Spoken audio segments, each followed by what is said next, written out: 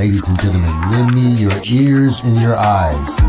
Diva Divine Light, live from Brooklyn, New York.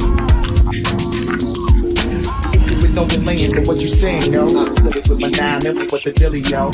When I be on the mic, yes, I do my duty, yo. While up in the club, I be wild in the studio. You don't wanna vibe, nigga, really and truly, yo. My main thug, nigga named Julio, he moody, yo. Like a nigga that'll slap you with the toolie, yo. Bitch, nigga scared to death, act fruity, yo. Fuck that, look at shorty, she a little cutie, yo. The way you shake it, make me wanna get all in the booty, yo. With no delaying for what you saying, yo. Diva Divine Light. Really my party to me. See just what you got for me. Put more than hands with my eyes to see. Still $1 in the place to be. If you really my party to me. See just what you got for me. Put more than hands with my eyes to see. Still $1 in the place to be. If you. You're watching Diva, the Divine Light. A fun-loving, caring, passionate person who talks about sex, celebrity, and real-life issues, and even abuse. So hit that like button and make sure you share the show. Really my party to me. See just what you got for me. Put more than hands with my eyes to see. Still $1 in the place to be. If you really my party to me. See just what you got for me. Put more than hands with my eyes to see. Still $1 in the place to be. If you really my party to me. See just what you got for me. Put more than hands with my eyes to see. Still $1 in the place to be. If you really my party to me. See just what you got for me. Put more than hands with my eyes to see. Still $1 in the place to be. If you. Here comes the pitch, and it comes in wide. On the combo.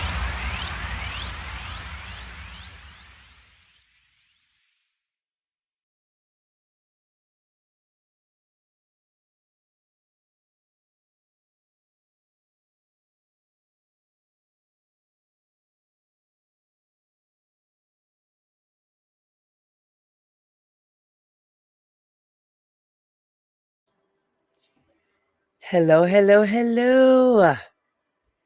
Good morning. I know you guys are not used to seeing Diva. Hey, grown little boy. Hey, Pettyville. What's up, my honey bunny? Hey, Bev. Hey, Sonia. What's up, Queen? Good morning, guys. Well, Atmos. What's up, Papi? Yo. Well, we're going to be continuing our chronicles of Don Russell and R. Kelly. So I'm going to present to you guys two things. I got you saying good morning, Atmos.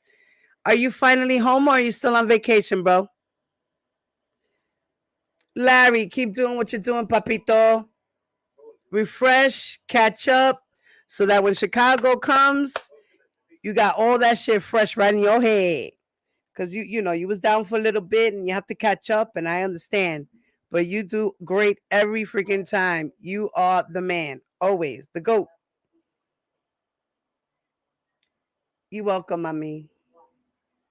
So, are you home, sweet home? Thank God. God bless you. Thank God you got home safe. Yes. So, well, you know, I was watching some lives yesterday, you know, kind of catching up because y'all know me. I'm not really I be catching up with shit, but I can't get into too deep with some of these bloggers. I just can't do it. So sometimes I'll watch their stuff piece here and a piece there, and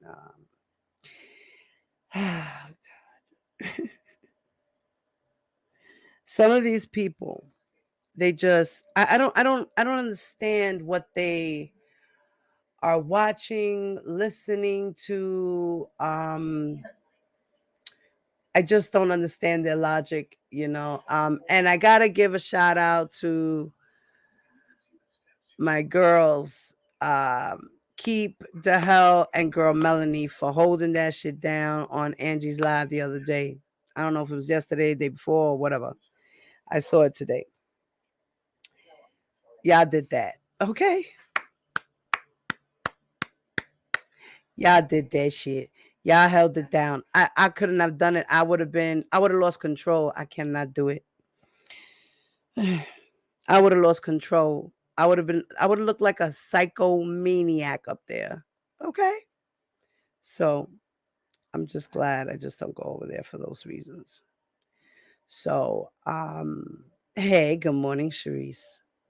So what I'm gonna do right now, because I know y'all all know it's 11:36 a.m. here, Eastern Standard Time. And I do have to prepare lunch.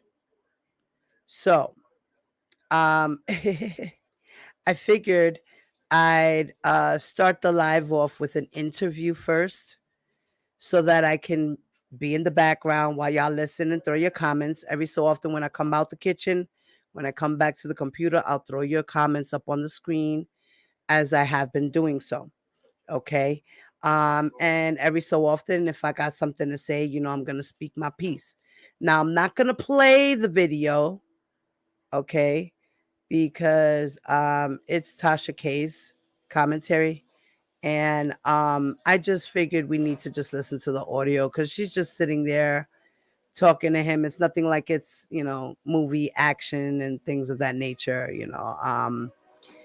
And I don't want to get a strike from the lady. She does great commentary of her own. And I'm just using a portion of her commentary for criticism and reporting for those who may not have seen it. Who knows? I don't know if everyone who is in this chat or who watches this video got to see this. So I'm going to do that first. And then I'll get into the reading of the motion in Limine. Larry, brother, my brothers who are in the chat right now, in an hour, within an hour by 12:30, if you guys are not busy, and you guys decide to jump back into this chat or whatever, I could use your help reading this document. That would be totally awesome. I'll send it to you guys in the group chat. I'll put it in the group chat, the document, and you guys can each grab it and have it on your own so we can read off. Because in case if I step off, you guys can just continue and we can continue the flow without breaking it. All right. I'm trying not to have too many spots where there's just dead air. You know what I'm saying? You will be on. All right, puppy. Thank you, grown boy. So, all right. So look. So I'm gonna start the interview. So I'm gonna send you the document. Okay. I'm gonna send you the document, and like I said, this interview that we are going to be listening to, it is Tasha K's commentary, and she did a great interview with Don Russell. This happened maybe about almost a year ago, almost a year now, I believe. I don't remember if it was right after R. Kelly got convicted or before, a little bit before he got convicted. I don't remember when, but I am going to put her video in the chat. All right. Please, for those who are not subscribed to Tasha K, please go do so. And for those who have not watched the actual video that I'm going to take a little piece from that you guys can listen to today, please go like, share, and subscribe her video. Thank you. And thank you very much for Tasha K and this lovely interview that she did, and for bringing information, regardless of her opinions and how she feels. Everybody has an opinion like they have an anus, right? And we're all entitled to that. So without further ado, let me prepare this way. Okay. All right, so Larry, in a couple of seconds, couple of minutes, when I'm done with this real quick, I'm gonna send you that info, okay?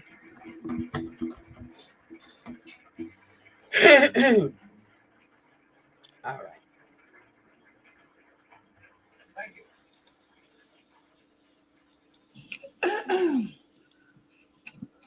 You ready?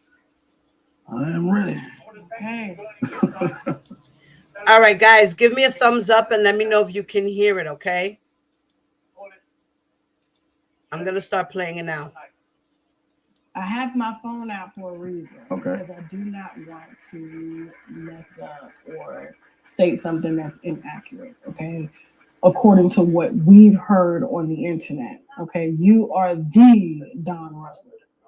That's me in the flesh. You have not done an interview. No. You are like a ghost mobster. As what we were under the impression from the Savages, from the Clarys, from a few of the parents that were trying to quote get their daughters back from R. Kelly. You were supposedly the monster, the Don, the gatekeeper to R. Kelly, and not allow them to see their parents or have any type of communication. And you were doing R. Kelly's dirty work, is what they were saying on the internet. Could be farther from the truth. Okay. Now, I do want to point out that you have been charged. Yes. With 1 count of threatening physical harm by interstate communication, Mm-hmm. 1 count of conspiracy to threaten physical harm by interstate. Well, that's the same thing. Interstate communication.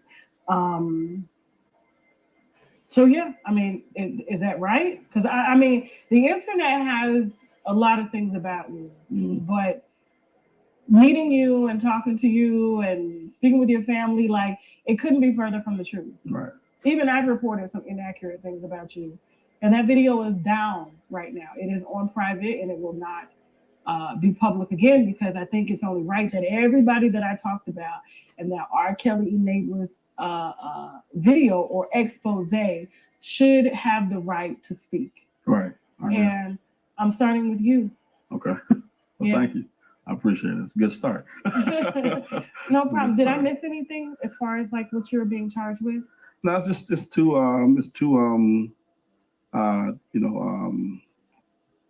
charges, for lack of a better word. And yeah, I mean, so that's their tactics right now, to put pressure on, anybody that has the, that can be disrupted, disruptive. I think, essentially more than anything, I'm a disruptor, more than someone that, has any interest in, attacking anybody. It's just like, you can't unsee things you've seen. You can't unhear things that you've heard. I've just been, for my, entire career, I've been been put in places to hear things and see things that made me a value proposition in Rob's position. When I heard about what he was going through, and the first time I heard it was through the song "I Admit." I was headed back to Cali, and I heard. We're talking about the R. Kelly, the Robert Kelly, Sylvester Grammy Kelly. Award, That's right, multi-Grammy Award, yeah. R. Kelly. Right. Yeah, I heard the song. And let me, for the record, I knew when we were street performers. We used to perform in the L stations together. And so you're performing yourself? Yeah, tap dance. Believe it or not, tap dancer, the second best in the world. Not Don the mob. Yeah, you were a tap dancer. Don, I was a tap dancer mobster. Right. Like it was just like you're threatening girls, you're stalking girls, you're intimidating witnesses, you're calling in bomb threats. Wow. Amazing. I know you remember the Lifetime premiere. Yeah. That was in New York. I think some rumors have been swirling around, and I don't think the feds have been able to make that stick, but that you were supposedly the one that called in the bomb threat. Couldn't be further from the truth. Okay. I mean, I'm not going to dive into particulars about the case, but I communicated with the venue. I communicated with Lifetime, and my whole position on that was they were violating his copyrights and his trademarks. Okay. And that was what I was attempting to make them aware of in all capacities. So whatever happened, I mean, I thought we had a victory when it got shut down, because I, thought that maybe somebody that, was in a legal position had gotten hold of the, what I sent, which was drafted by an attorney. I was just the communicator. Okay. that articulated our side to them. And when they said it was shut down, I thought, that was good enough for me. I don't, if somebody's going to cite violence, they go that route. That's who they are. Yeah. But I've never been that person. It's like, no, use this. You've got a mind and a brain. You don't have to use these. So, I've spoken to both Tim Savage and Angelo Clary and Jonjolyn Savage about you, and even James Mason. And I couldn't. The way you were painted to me, it was just like, well, who is this guy that's like making decisions for Rob, and and supposedly threatening the parents and threatening the girls, and and I think when the indictment came down for you, it kind of solidified a lot of the rumors that have been put out on the internet about you. Right. Rumors that I've repeated myself. Right. Well, first, I never made decisions for Rob. My whole thing from the very beginning was when I heard the song, and I literally went to the part about him being broke, him not owning his masters, because that was language that I understand. If an artist doesn't own their masters, I know how that could have happened. If an artist is broke, I've seen that. I mean, I was in the industry outside of the tap, dancing. When I actually moved to California, I got heavily into the music industry. And, I was managed by one of the greats, Dick Scott. God bless his soul, he's in heaven. He's a great guy. But he had a lot of groups, and every group that he had went through some instance of, their career being halted because of theft and things of that nature. He died broke, after him making $800 million with New Kids on the Block and all that stuff. So my ears had been educated to certain things that an artist could go through to end up in the situation that Rob did. So when I heard, about him being broke, I went to the horse because I grew up with him. I'm like, listen, say it ain't so. You know what I mean? And it was like, he looked, there was people in the room. We went to the back to the studio, he closed the door, and he just unloaded. And I'm like, wow. Now, when you say unloaded, what he just told me everything that was going on in his career about it, not having any money, being broke, the allowances and everything. He just ran me through it for 3 hours. I mean, fortunately, I had on fucking short sleeves because I didn't have to roll up my sleeves at that point because it was just that serious. Like hearing that this guy that I idolized as an artist is in this position. Like everybody loved the good old R. Kelly song. Outside of me having the personal connection, you put that on, things is gonna happen. His music. So to hear that from him was like, it really brought, like it humbled the hell out of me. Because here it is. My thing is, how did this humble you? I think, in all honesty, he saw that R. Kelly was, quote unquote, in trouble, and he just decided to be a Captain Save-A-Ho, and he wanted to see if maybe he can get some money out of it. I'm pretty sure, since he's probably been going through his financial things, maybe he's probably been going through things financially. I know he did claim bankruptcy. So, yeah. I wonder the motive. What is the real motive that Don Russell decided to be a Captain Save-A-Ho? That's the question. Let's continue. How people look at these celebrities and they think they can't be broken. Nothing will go wrong with them. Mm-hmm. But I'm directly connected to this situation. You know what I'm saying? This is a guy that I'm like, he done made it to the top of the mountain. They know, you don't come down from Mount Everest, So, to hear that from him, it was like, wow. So initially we made up the position because I'm running my own tech company at the time. I've got shareholders, we've raised capital on the markets and all that stuff. And I've got a staff, Good morning, ladies. Office in Chicago and California. So it was like, I can't come and manage you. And I didn't want to manage them anyway, because at the root of all the evil to me were managers. And I didn't want to be that. So we came up with consultant and advisor. Let's talk about, before we get into what your position was or relationship was with Robert Kelly, who is known to the world as R. Kelly. So you and R. Kelly sat there and decided to say, okay, man, you're going to be the consultant and the advisor, but yet you do an interview and you say you're the manager. What? Confused. Will Edie says that you was a sneak. They didn't trust you. They didn't even know you why you was around. I mean, it's all weird. Let's continue with this fool. Let's talk a little bit about your background, because I know you mentioned Dick Scott and him managing you and kind of really educating you on a lot of things. How long have you been in the music industry? Okay, well, entertainment since I came out the womb. I came out tap dancing. Like, you know, I was, it seems like it, 7 years old, we were street performing, me and my cousin in the city of Chicago. Can you still tap dance? It's some wooden floors. Yeah, I can still cut a rug. I ain't doing no flips though, but I can cut a rug. So anyway, yeah. So you know, we started off. My mom, you know, had this dream for us. You know, and we kind of had an entertainment family. We owned grocery stores and nightclubs and stuff. So she had this dream that she wanted us to go have some tools to work with at a young age.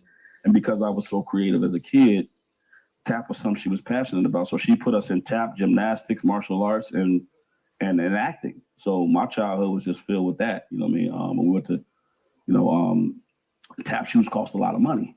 So, you know, every time we're doing a show, we cracking taps open. She like, that's another $100. And back then, that was a lot of bread, right? So the Subway thing was the next thing, because where's a 7-year-old going to be able to go use this charm to get paid to buy tap shoes? You know, so we went down there, me and my cousin. Oh, so as an adult, you use the tap shoes because you got charms, so you can, you know, persuade anybody.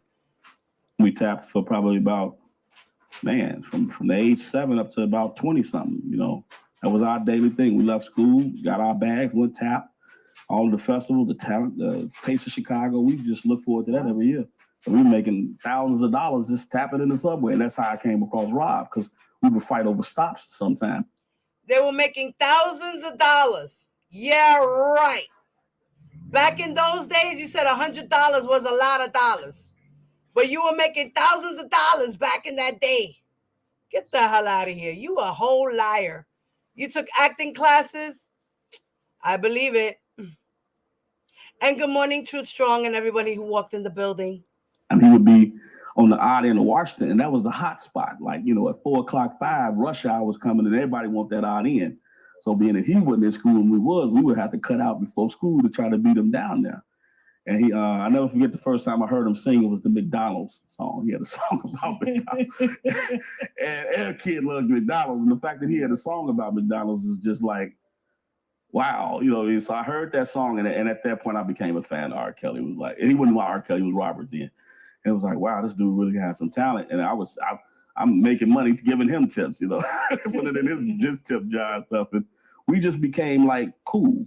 Like, you know what I mean? We became cool. It was like one of those respect for, you know, your classmen type thing. He was much older than us, but that was essentially how the journey began with us and him. And over the years, we went off to do Broadway. I went out of the country for 1.5 years in Amsterdam, performing over there in the mall.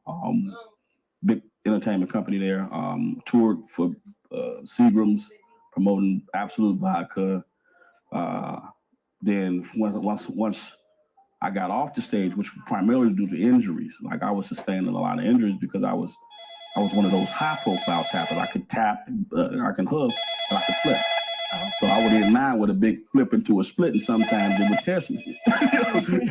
So that was taking a wear and tear on my body. And I used to remember, you know, being in them shows, and I would always, like, you know, before every show I had this gut feeling that was just drenching. Like it was like 51st days. Every time I went out there, it was and it was like, maybe this ain't meant for me. You know, I was good at it, but maybe tapping was it. And I just liked the dude who walked in with the briefcase and his name was on the bottom of my check better. I like that job. You know what I mean? Like, damn, he flying on private jets. His name is right there, and it makes this piece of paper real. How do I get mine? So I started thinking more about the behind the scenes in the production. So I started hanging out in the production offices, and you know, just whatever I could do to make some extra money. Riverdance paid us well, but it was just I had bills that had accumulated from things that I was involved in before I left to do that kind of stuff. But I hung out in the office, so I learned about a lot of the box office stuff. When we were on Riverdance, we sat in California for 2 months. A lot of people don't know the people who run the business, they don't go to concerts, they go to theatricals. So Riverdance attracted some of the greatest, the top names. And I'm not talking about the guys that's in the middle, I'm talking about top floor cats. So I'm meeting Lucian Grind, I'm meeting, Jimmy Iovine at theatricals because they're there, And I'm introducing myself, and I would tell all of the ushers, like, whenever somebody's important, let me know they're here. And I give them a couple $2 for that. So I was getting introduced to these high level guys way back, then. So we left California for Kansas, and it was the worst place to go after California. Like, who's in Kansas, So I just remember thinking, I got to get back to fucking California. Like, damn, I was out there, meeting with Robert Town, just like it was happening. And I'm looking at, like, me and my brothers, we would put on shows, but they were never at the level of a Riverdance. Like, we didn't have that formula. So I learned the formula, went out of town, went out of the country for a year and a half over in Amsterdam. And then I came right back and got in my car and drove straight to Cali. And that was one of the greatest moves I could have made. It was tough because I didn't have family and friends there. So when it was bad, it was bad. I mean, like, sleeping in cars was bad. And a lot of people don't understand it because I didn't want to tell my mom that stuff because I didn't want to worry her. I mean, I'm here, I'm out there by myself. But I found a way through all of that. I found the way through it, because when you got them feet, I can always go out on Venice and put that cup down and make that bread, to pay rent. And God did a lot of things, like signs that let me know that I was there, supposed to be there. So guy with Dick Scott, who managed me, and he didn't know what to do with a tap dancer. So what he would do was use me as a gopher. And it would be funny because he said, son, come pick me up. Okay, Dick, where we going? Well, we got a meeting over at MC. Oh, we got a meeting at MC. I'm thinking, oh, shit, you finna get me signed to MCA. We'd be up, go in the room. Now, son, when you get there, I need you to carry my bag and just sit it down and stand on the wall and don't say shit. And I'd be like, you sound just like I'd be like, okay, well, I'm not knowing that this ain't got nothing to do with me. At least I don't think. So anyway, we would be in these meetings and he would be pitching these ideas, and I'm back here saying, that ain't a good idea. But I can't. My voice don't mean nothing in this room, so I ain't saying nothing. So he would, come here, son. And they would be talking, and they would, well, Dick, we don't know if this kind of work. How do you know, Dick? You're an old guy. Come on, and come here, son. Shut up and shut the fuck up and don't do nothing else stupid. Okay? Yeah, well, see, I'm not going to tell you how I arrived at that. But trust me when I say this shit's going to happen. It's going to fly. And they looking at each other and they looking at me like, what the fuck did he just say to him? I ain't saying shit. And then, for a Dick getting funded. But he was using me to stay relevant. And I realized, I'm like, oh, this motherfucker's using me to stay relevant because they thinking he getting these great ideas from this young Thundercat behind him, And I was like, okay. I didn't trip because whenever I started, the residuals for me was I would go to these events. Hey, come here. This is Dick's guy. Don, meet so-and-so. It just happened to put me in the room with everybody. I was like, people knew me, but I didn't have any reason. I wasn't no famous tap dancer. I didn't have no records out. I was just affiliated with the right people. So I had a recording studio in my house. I was fighting with, it's funny, I met with Rodney Jerkins recently. We was working together on something, and it was the Brandy's album. And Brandy Norwood, right? And her A&R was Darnell Hudson. Yeah. Her A&R was Darnell Hudson, and he was like, "Well, I have submitted some songs to get that album. I wanted to executive produce that album." And the Norwoods came over to the studio, and first I was at home. I built the studio because I'm trying to elevate my game. So I'm like, I can't bring Brandy to the house, so I got to get to the studio. So I built the studio. Hey, guys, come through, build it up in about 2.5 months. Studio was up and running, full-fledged, state-of-the-art, lead board, all that stuff. So anyway, the Norwoods came over, and they were the deciding factor. The mom came over. She's Miss Sonia. Sonia and the father. And he don't say much, but it was the mom. Yeah. So she's walking around and looking, oh yeah, we love it. We're gonna do this and we're gonna do this, I want this office and this, that. I'm like, okay, cool. And Ray J need to be able to come through whatever he needs to. I was like, well, as long as he book a room out, he can do that. You know, you gotta get in line just like everybody else, you know. And I lost never heard from that again. And then next Dark Child ended up getting that project. So it was funny we talked because he didn't know what happened on my side. Yeah. I was like, you know, he was up against me. He won out because he's a hell of a producer. Nothing.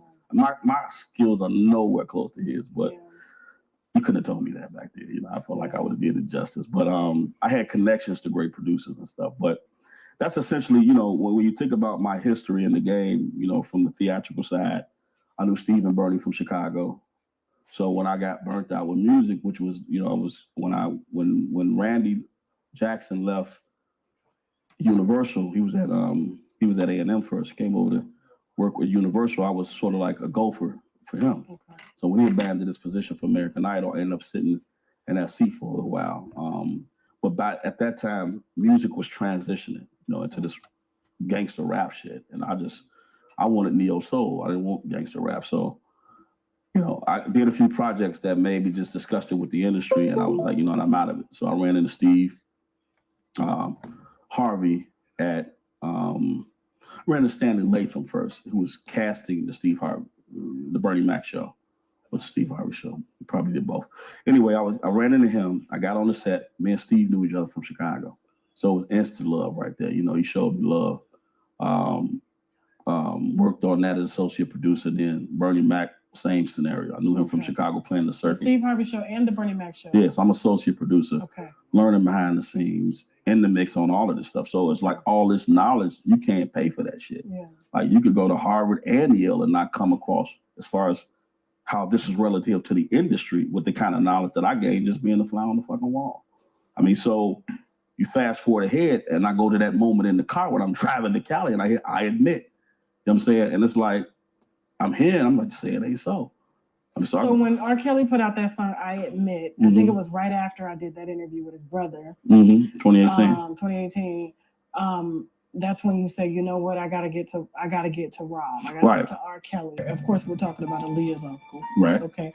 What was that relationship like, and what did you see given your time with him? Barry was a mind doctor. Lifetime contributed heavily to the investigation that was opened against your brother.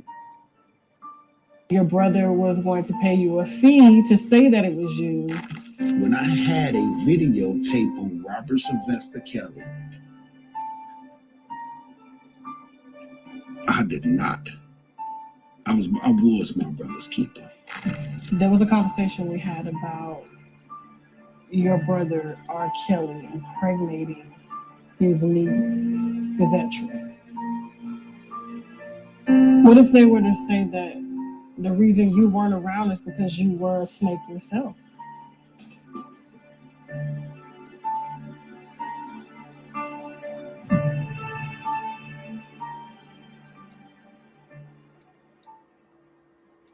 And that's how you guys reconnected from the subway. Right. It was a guy that was a security. Me and him were still close friends today. I called him up. I'm like, Rich, where's Rob at? You know, like he told me where the studio was. I drove over there. I ran in the bug first, and then Rob wasn't there that day. The second day I went back, he was actually there. And I went in, and it was instant love from the get, because every time he would come to Cali, you know, we would do something just to, you know, pay homage to being good old boys from Chicago. I didn't need him for nothing. Yeah. I wasn't even doing anything remotely close where we could have, you know, collaborated on stuff. So we just remained cool. Like, it was like, you know, nigga, you made it out the subway. That was all I needed to ever see from you. You made it. You put the thought in my head that a nigga could start in the subway and make it up to the top of the mountain. So that was all he needed to give me.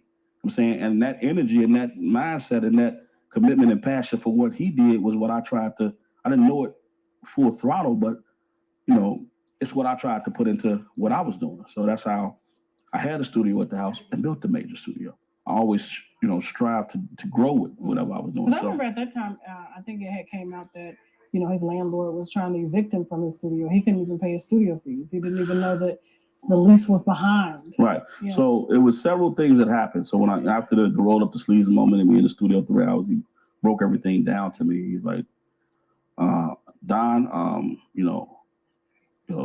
man, I need your help, and I need you to anonymously figure out unravel the bullshit that didn't happen with my career.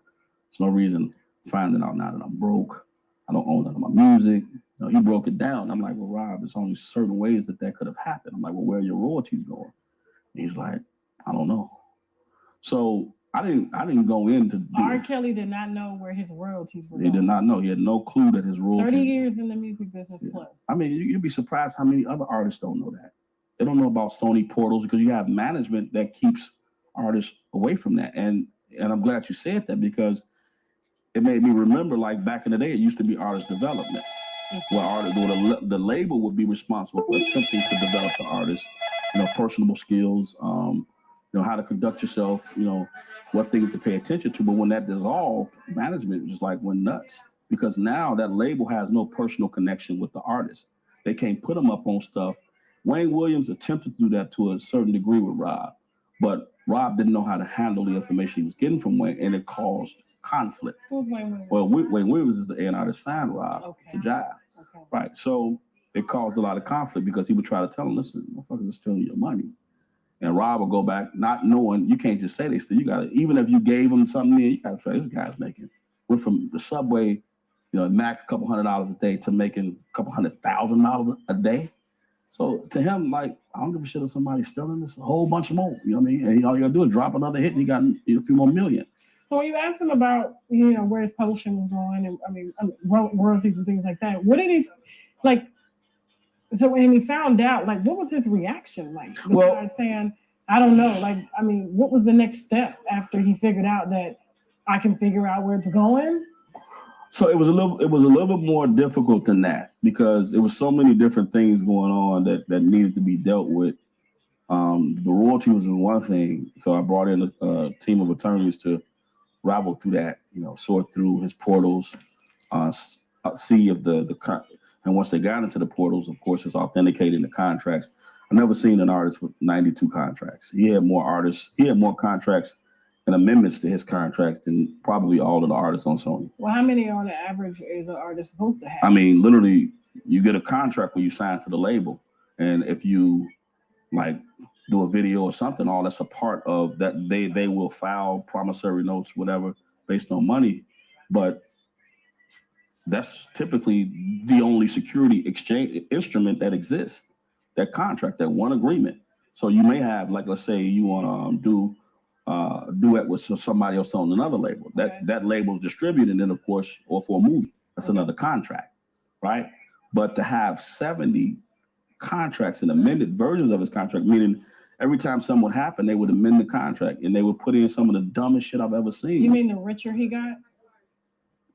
He never got rich. Rob's floated in the blue collar. The money he generated. Right, the brand generated. Okay, right. So as the money grew, because his career grew, right, the money grew, they amended that contract so that they could draw from that as well. Well, see, those are promissory notes. Okay. So what happened was he owned a certain percentage of his publishing, which was 50-50 initially. And what would essentially happen is every time somebody needed something, and this is directly connected to what he's going through now, they would do a promissory note for $4 million, $5 million, $6 million. So what I started noticing on these contracts and these promissory notes that it wasn't his signatures. And as a label, you have a fiduciary responsibility to authenticate the signature. Sony. Right. Well, it was first Jive, then it was Sony. Okay. So Jive bought his contract from his security agreement from Sony. So you have a responsibility to check and make sure that he signed it before you go giving out, for you allow him to collateralize more of his publishing to get $4 million or whatever it is. And that's what they were doing. They were taking his shares of publishing, collateralizing them. And then, of course, the promissory note was for the label. And they were gaining more of his publishing shares. And in exchange for that, the money was coming in. But let's say Rob needed $500,000. They asked him for $5 million because they out doing all type of other shit with his money. Like who was out doing it? Barry Hankerson had Jomo on contract. Aaliyah's uncle Barry signed stuff. Jomo signed stuff. Daryl McDavid. I mean, it was a pyramid that was created that they created scenarios, much like what he's going through, that lawsuits would somehow mysteriously come into play, that they need to borrow money from the label to pay the lawsuit. Now, what that did, and a lot of people are not understanding this because they're not on the inside of the game and understand how once a toxic environment is created, it's like when you catch your husband cheating, you know what I mean, it's hard for you to mess with him again because that energy didn't change between the two of y'all. So in Rob's case, you know, we didn't go looking to see, you know, if Rob was messing with underage girls. Any of that. That's not anything I was ever curious about. I was trying to figure out how do we get gas back in the engines so we can get the boat back out the shore. That was really it. And what other industries can we look into, you know, to you know, that we can diversify his brand with, because you got all these artists that's doing everything now. Mm-hmm. So that was marketing. But when you follow the money, things happen. You see other stuff because now you got to figure out, okay, well, where did this $4 million go? Okay, this $4 million is here. What happened adjacent to that transfer? Because Rob didn't get the $4 million, so where did it go? So that's when we would look over and see where they would, you know, a lawsuit that got $250,000, and then maybe a restaurant was built, you know, for somebody, or a house was bought, or all these things. So the smoke and mirror thing was just at a high level with him, like to the point of, I think we tracked over $200 million that was signed off in promissory notes of those 90 agreements from different people in his crew that didn't know, that he had no clue. Why would you be signing for your assistant to get $1 million? So his illiteracy, I guess, led to people taking advantage of him and his money. So essentially what happened, there was one main person that took advantage of him, and that would be his manager. And he had an attorney by the name of Linda Mitz. She's actually the person that was the president of all of his enterprises. Linda How Mitz. does your attorney be your president? Exactly. That's a conflict of interest. Totally. Exactly. So she owns all of the RSK Enterprises, everything. She's the name that incorporated the company. She's the president and CEO. He essentially worked for her. So in his own brand, he was an employee of his own brand. But his management, you got to think about it. So the management is the one that's signing to get this money. I believe, and it's like this. And this is all stuff that you uncovered. Yeah, absolutely. There's a paper trail. Absolutely. Yeah, absolutely. Okay. You got, you know, a manager, and the industry would know Barry was a piece of shit. I mean, I don't have no respect for him, you know what I mean? Because how he played Rob, how he played Gladys Knight, how he played Aaliyah, you know, he's just Lord in life to me. You know, you've got great managers. There's nothing wrong with Sony. There's people with fucked up agendas that work for Sony, and they use Sony to take advantage of people. That's essentially how I look at that. So Barry is one of those managers that, you know, if he's on scene, the good guys ain't finna come work for Barry. So he attracted people who would allow him to carry out his agenda. And his agenda was to just keep Rob suffocated and distracted while he handled everything and he stole his money. And Rob thought Barry loved him. Like, he looked at him as a father figure. So he would have never thought that was gonna happen. So of course, what snakes do when, you know, snakes get in a pit, they start biting at each other, right? So you got Barry that's stealing. Rob finds out about it. You know, he wants him gone. So they blackmail him. That whole situation with, you know, with this certain singer was all blackmail. And I know it because there's a promissory note for $8 million that came out right before that. And there was a settlement with the mother of that singer as well as the manager. 3 went to one person and 5 went to the other one. Can I say Aaliyah? Yeah. I know you can't say it. The person is known to go by that name from my understanding. Okay. So, you know, that all happened. You can't erase that from the facts. And it's strange, but unless you're in the portal and see this stuff, you never know it. Now, when you say portal, explain this portal. It's like an ATM. Okay. A portal is where all of your documents, your financial transactions, and all that are stored for that label. Okay. And there are multiple portals. If you're an artist that's a performing artist, you may just have a portal with the label, and that's essentially your file, right? It's like your Dropbox.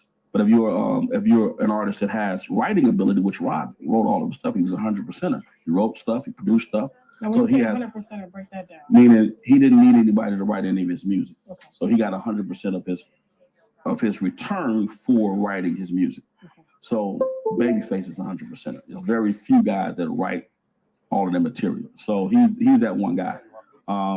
So he had a Universal portal, which, you know, if he ever did movies and stuff. Okay. I mean, you've got Sound Exchange. That's another portal. So they handle royalties overseas and stuff like that. So it's just different portals that handle the business and where all of your documents sit. Okay. So when you gain access to those portals, you can kind of investigate and see where things are going. Like, so during that, it took a team of about 12 lawyers collectively. I had lawyers here, I had lawyers in LA and in New York looking at going through these portals because there were so many. And I mean, one of his contracts. You're talking about 30 years worth of information. Yeah. Information that you guys are trying to track and follow a money trail that led R. Kelly, Grammy Award with a multi, broke. Right. And that was one of the most, I just couldn't understand it. Like, this man is the bag. You protect the bag. Like, y'all love him that little that you did this kind of shit. I mean, we would find companies that would be like ASCAP Corporation. ASCAP is a nonprofit. It's a foundation. But this is somebody who's getting money. So when we look further and do some digging, we find out that there's a stage manager owned this along with one of his ex-managers who ain't managed him for years. Created a company to make it look like it was the actual ASCAP Foundation that is responsible for being a liaison to pay royalties to artists. So essentially, they protect artists from the label. They gather all their royalties and stuff like that. And so they created like a dummy company to funnel money. So if Rob ever did look at it, so when kind of like ASCAP, he's not questioning it. The difference of foundation. He would never. First of all, the whole name ain't never. It's abbreviated. So you think you just see an ASCAP. You ain't see a corporation or nothing. So when I start, because it was like. And what manager was this that owned ASCAP Corp? This was well, it wasn't that. Artie had a corporation, and I don't want to quote the name. I can say it wrong, and I don't want to bring any issues to the wrong person's company. Okay. So Artie was one of the guys. Cheryl Mack was one of the people. Cheryl Mack. Yeah. Cheryl Mack just testified against R. Kelly. Oh, yeah. In the trial. Yeah. Well, she was. That led to his conviction. Linda Mintz, Joan Sullivan, who they. I mean, I could go down at least close to 30 people. So Cheryl Mack was collecting money without Rob's permission, without him knowing. 30% of his money. From that was from Universal. For how long? Up until last year. I'm sorry. Right. So if we cut them off in the middle of a quarter. So these disbursements come out every quarter. So when we cut it off, we sent, the lawyers sent information over to Sony saying no one else is getting money from these portals. And so she found out around February this year. A lot of them did because we cut that shit off. But how was she able to testify, being that she was still collecting a check? Well, see, a lot of people illegally. Well, not. Doesn't that make she that wouldn't a testify. direct conflict of interest? But see, the thing about that is, I don't think that the people prosecuting Rob looked far back enough. They went with what was put in front of them and went forward. It was a Lifetime documentary, and a lot of what I did as well too. That was enough. Think about it. That was an avalanche of enough reasons to go forward and persecute this guy. Okay. What reason would they have to look in his Sony portal to see how this shit began? They didn't care about that. They had to deal with what was right in front of them. So when you go. Okay, so for those who are listening in the background, Don Russell is saying right now, the government does not care about R. Kelly's money. They just care about what was in front of them. And what was in front of them was the sexual acts and crimes that he committed against minors. Okay? Not R. Kelly's money. They don't give a shit about his money. The good thing is that he doesn't have money, so he can't fight it the way he wants to fight his case. He owes taxes and everything else. And that's due to him doing settlements all these years, him spending money on these girls and taking care of them, right? Plus, he has to keep up with his rents. Plus, he has to pay child support. Plus, he has to pay his taxes, which he owes taxes on. He owes Sony money. Like, they don't give a fuck. The government doesn't care about his money. The government did not lock up R. Kelly because of his masters. Let's get over that, okay? Thank you.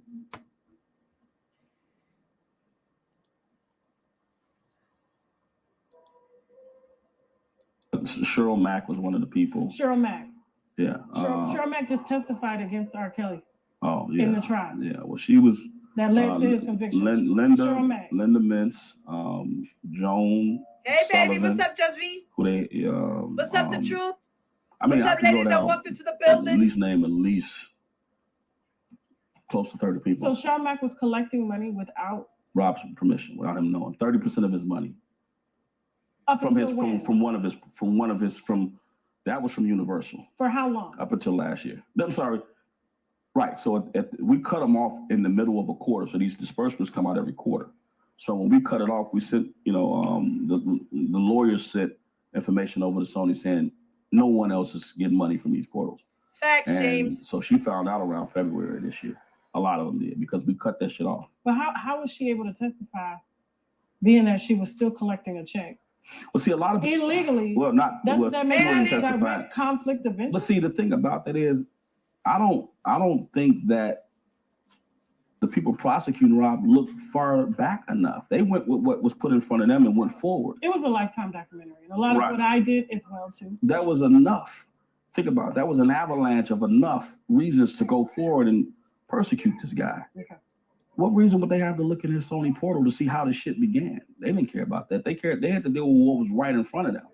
So when you go back, and I'm trying to figure out how he got to that point, like, how you got to broke, and that's when it showed this whole. This happened on 2 months after R. Kelly was convicted, November 10th of 2021, Just V.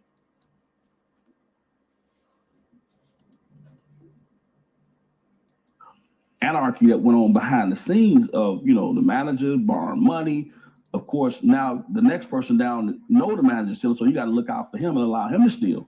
This person got to allow him to steal, so it was stealing on every level of this man's career. At the top, with the labels, at the show level, you had people. I mean, we call it contracts, where I would, go authenticate the contracts, because that's how he got a lot of tax problems. So a lot of money was paid out to his social and everything. But I got to add this: every corporation that was ever set up they used his social security number. Now that there alone.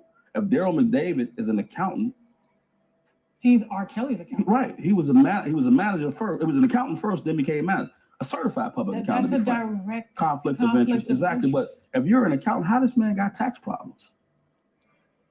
You're his manager now, but you should know what's going on. How does he have tax problems? And why is the corporation set up with his social security number? Get an EIN number to do that. I mean, so it was several people in place that these are landmines that were planted in the road, that when he got wise enough, which every artist wakes up around 50, look at Michael, look at all these folks, Whitney, Prince, 50-ish, wise, they understanding what's going on. They're trying to look at the rest of their life, what they got in the bank. Boom. You ain't got time to deal with that. You got to deal with the shrapnel of the landmine you just stepped on. And the landmine was because all these people that were put in place, they adopted a system that kept him distracted, whether it was girls, whether it was parties, whatever it was, keep his ass distracted, because that nigga, man, he good. We got this one. We got us one here. Shit. I mean, the kind of money that was coming in, they had him one. What would you say that Rob made over the course of his career? $900 million easily. $900 million. $900 million easily. And that's just what we can prove from the portals. I don't know as far as all of the money that was, you can calculate certain things, because he had $18 million in tax problem when we first came on board. We did certain things that assist him with eliminating that. But you got to realize, to get to $18 million in tax problem. He said $18 million in tax problems? I could have sworn it was more like $5 million. Where you get this number from? Don knows a lot. Nah. It's a lot of money that he didn't know he made. So, 18 million doesn't total the taxes from 900 million. It totals the taxes from other monies.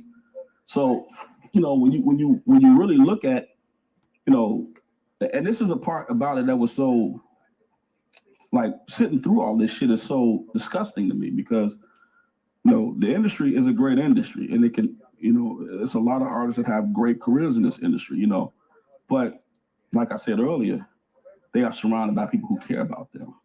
people who do right by them, people who set them up and protect them. Is the only reason I'm here is because of you. Rob didn't have that.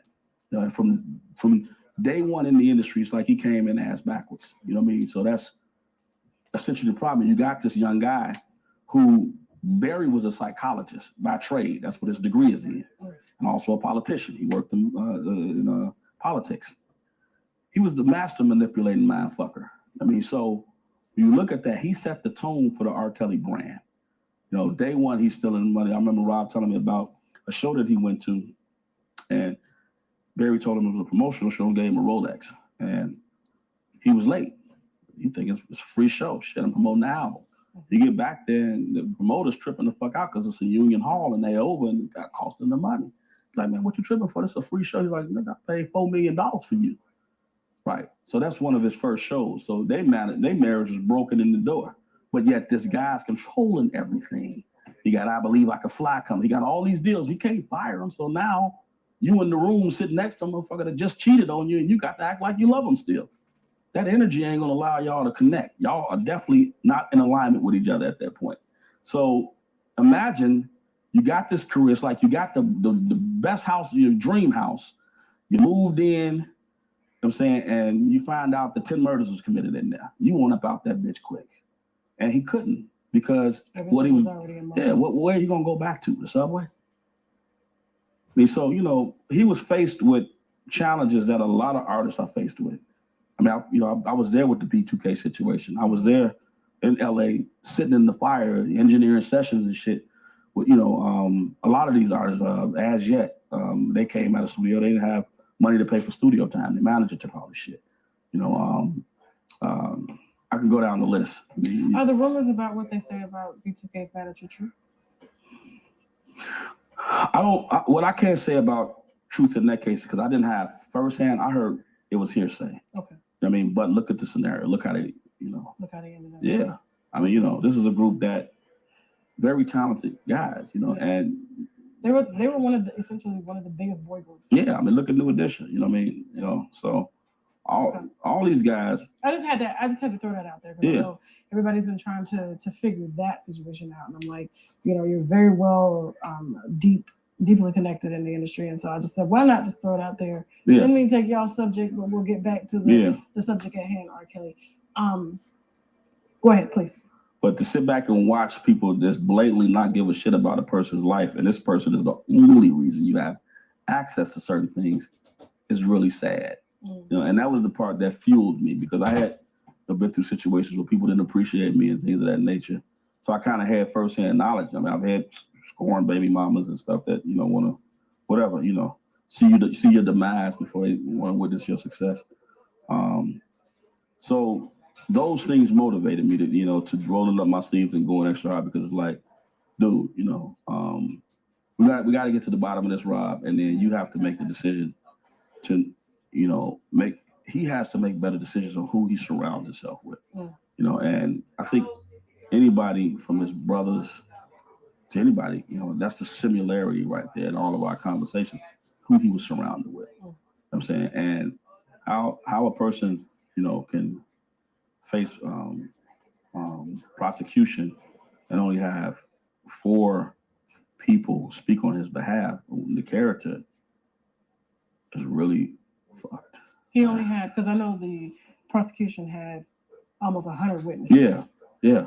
And you mean to tell me the defense, R. Kelly's defense only had 4 witnesses? That's unbelievable. And all them guys that were there every day. An entire entourage, and no one testified on his behalf? Yeah. On numerous occasions, I've heard people do interviews and say, Don wasn't a part of the inner circle. Fuck no, I definitely wasn't. Who wants to be a part of that shit? Was it because maybe they cut deals?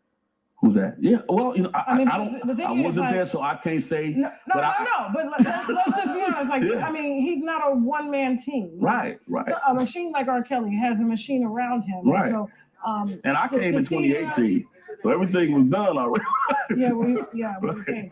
But you got these guys that are around, that are eating, drinking, smoking, fucking, and no one else is catching charges. I mean, somebody listen. I think you and Richard. I think it's like Richard LaFleur, if I'm not listening. I forgot his name. Don't get me to line on him, but his name, I don't know, Rick or something. I don't know. Are the only 2 Arline. Is it Richard Arline? I think that's his Yeah. name. Are the only two that really have charges, and you came in after everything was in motion. And parents were already on the internet yelling about, oh, I want my daughter home, or he has my daughter locked up, there's a sex cult. How does this tie into, because viewers are gonna hear, okay, yeah, he's broke, yeah, everybody stole from him, yeah, he couldn't read, but what about these young girls? You said he was occupied while everybody else was stealing. So how did they manage to get him occupied to the point where he's the only one on trial for his life, like racketeering, all that stuff, tax evasion, things that he paid other people to do? Because, like, for me, I'll give you an example. Like, my tax issues. I don't have any tax issues because I have a tax attorney. Mm-hmm. And if anything were to go wrong, my tax attorney is sworn to the law that, guess what, they have to go through him because he's the one. He's bonded and insurance, right? Bonded, yeah.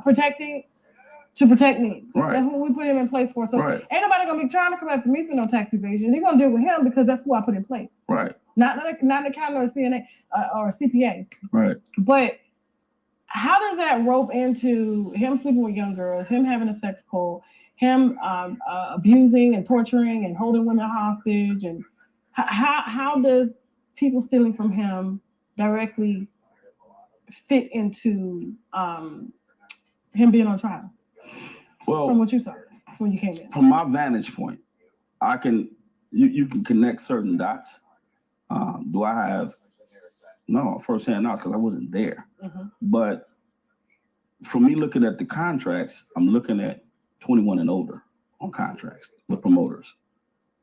So that alone pushes him farther away from, being guilty of anything because he didn't let whoever this underage person in the door. Right. Supposed to be known. Yeah, I mean that's the box office that the venue who let the person in. They're supposed to check IDs out, whatever. If it's a 21 and older thing, so that's a problem. You've got a majority of people saying that someone gave him the number. Okay, so gave that person the number. Okay, so where's the person that gave the number? Because I'm sure they're still around. Why didn't they testify what they thought the age was? I don't know.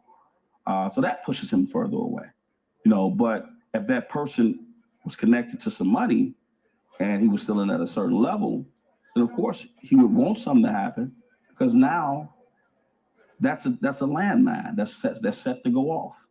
It's like he gonna catch me eventually. He too smart, he too crafty, he learning stuff. So I'm gonna let this person in, and it may have been planted. I don't know, but when I look at the way the theft happened and the people that were doing the stealing, they're directly connected to the consequences that he's solely dealing with by himself right now. So that's the problem. I'm like, okay, this person stole. This person has the corporation that they used to steal with. But also, this is a person that, in the story, was bringing people to concerts. So this person brought a person in. He didn't check the fucking age. Like, he brought him in, his homie that 100 grand, man, for life, nigga, NFL type shit.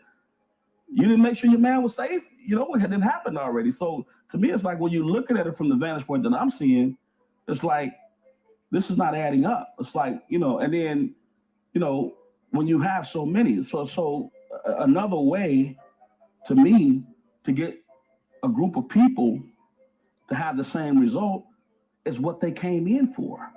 What was your motive in the beginning?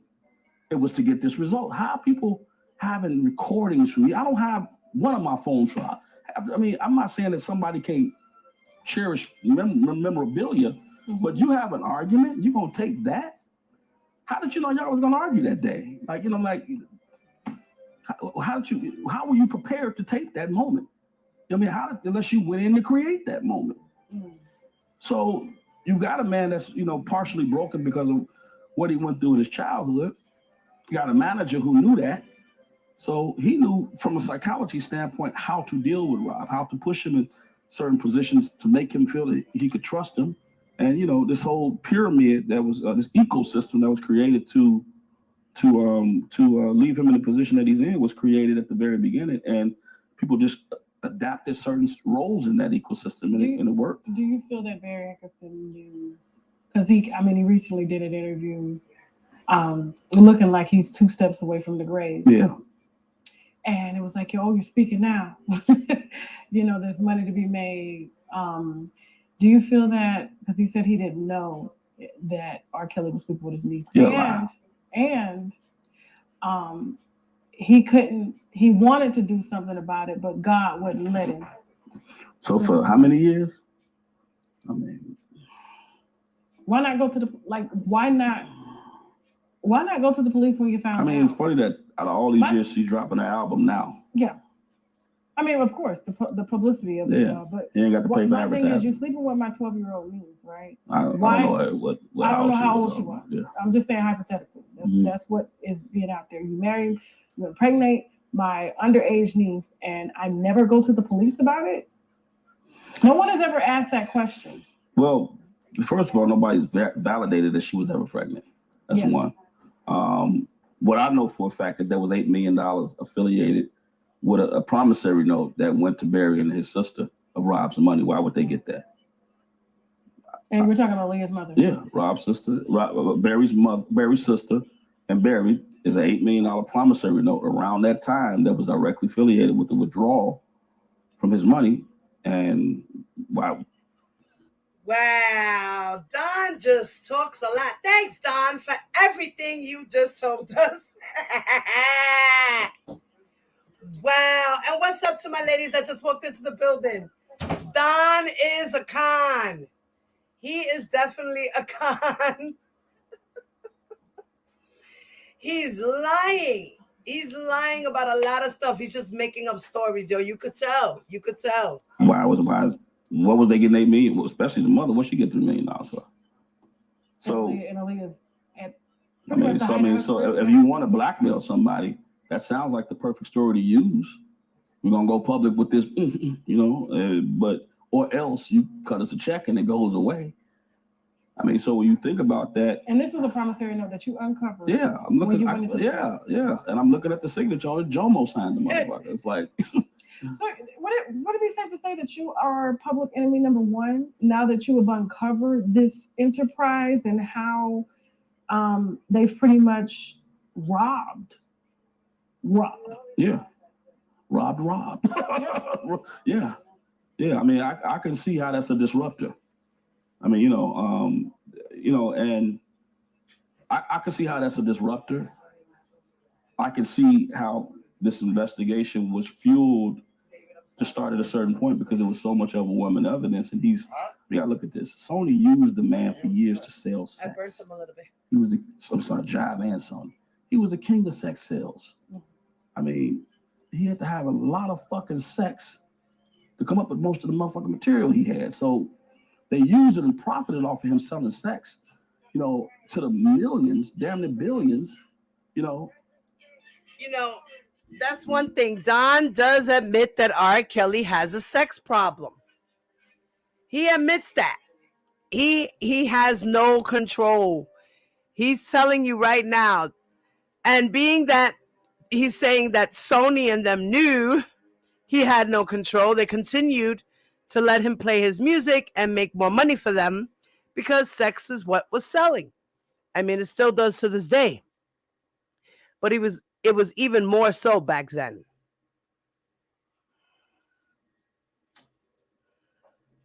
And the thing that's unbeknown right now also about the Sony situation is in 2 years, Rob gets all of his publishing stuff back. In 2 years? 2 years. It's a written law that every 38 years artists get it back. 100% of their publishing. They have to execute terminations in order to do that. And very few lawyers know about that in the industry. But they use this man for all these years. They make them wait 40 years to get their publishing? Yeah, yeah. That's a long time. Yeah. Because they're hoping, I guess, the average life expectancy, they wouldn't even make it. Well, it kind of makes it they get to 50. And I'm unfortunate, Houston was 50. Michael Jackson was 50. Prince was 50. Well, let's look at it this way. The labels created that law to be fair to me because a lot of artists borrow a lot of money from labels. It's part of the game. A long time. Right. So, you got to pay it back. So, so to me, that's not an unfair rule in the industry. But Rob didn't know that. He didn't know he was getting his stuff back. He didn't know. Hell no. He didn't know none of that. He didn't know about the third. So that's where the problem come in. The label created a fair exit term that allows artists to capture their, to regain control of their collateral. What would Rob would have been worth, or what will Rob be worth in 2 years after the publishing is returned? Well, it's hard to explain what he'll be worth because you have to understand how this whole collateral thing works. And essentially, when you're getting an advance or you're getting money based on a person's catalog, intellectual property, they run them through numbers. It's a whole numbers game where they know exactly what an artist like Rob will make if they release him in certain markets and da-da-da-da-da. So being that he's a challenged artist right now, the value of his collateral is not as it was when he wasn't. But his streams are at 50% now. Yeah, they are. But, right now, but let's think about this. So let's just take this another step further. If Rob's career follows the same as Whitney's and Michael's, it's going to be worth 50 times that. And when you say 50 times that, because people support artists when they in the time. Just throw a number out there that you could say like minimum. Yeah, across the world, 2 billion easily. Wow. I mean, people are just focused on the United States. If something happens, there's countries right now that love the fuck out of him and playing his music as we speak. They don't give a shit about what's that. They see this corrupt shit that's going on with this, what's going on with his career. So, just imagine, he dropped a record and he would be, if something were to happen to him, unfortunately, like what happened to Michael or whatever. So, and Sony is the gatekeeper for all of that. And so it's safe to say that you and R. Kelly, well, I mean, you knew him as Rob, not really R. Kelly. Right. I mean, I called him Rob. Yeah. Or bro. Did he start to, I guess, get rid of people as you came in and uncover? No, Rob had that was a detachment issue with him. He didn't get rid of nobody. That was a problem that me and him had because we couldn't, I couldn't. So you're telling him that your man here that's playing ball, that brought a 13-year-old girl into your show, is stealing from him. He still let him stay? Well, he never got a chance to steal from him. He was more of a puppet that was used. We're talking about Bubba, right? No, Bubba is a whole nother story. Okay. So I wasn't around with Bubba, so I can't speak firsthand on Bubba's role. My understanding about Bubba, Will Edie played a similar role. Yeah. And I know what he did because I saw it with my own eyes. What'd you see? I mean, he would, bring women to the events. Underage women? I never saw the underage women. Okay. I mean, listen, there's girls that look in today's world because of the genetics and the food and all that shit. You can be 15 and look 25. Yeah. You're also gonna be 25 and look 15. You know what I mean? So based on how you came up, less stress. But I wasn't ever looking for that. What I was looking at is Rob and his reaction to certain things, and so I didn't see him out doing anything. It was other people that were moving, things around and doing certain things and bringing. He didn't have to. He's our, What was his schedule like? Oh man, that was where we clashed at a lot because I'm running a business, and from 9 to 5 and later than that because it's mine. And then he wakes up around 7 or 8. He wakes up and you hear from him around 9, 10. And it's okay, meet me at the gym. You go smoke, shoot some hoops for a few hours. Then you got to go smoke cigars at the cigar bar. And then you go into the studio after that and you're going to sit up and look at his videos, listen to his new music and all that stuff for a few hours. Unless it's a game only playing that. And then he's back into the studio for the whole night. And that was routine. Like every fucking day. Like, he would break off and smash or whatever.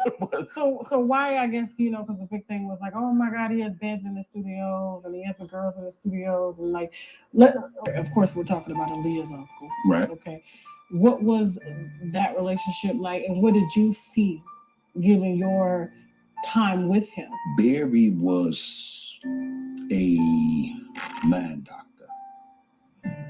Lifetime contributed heavily to the investigation that was opened against your brother.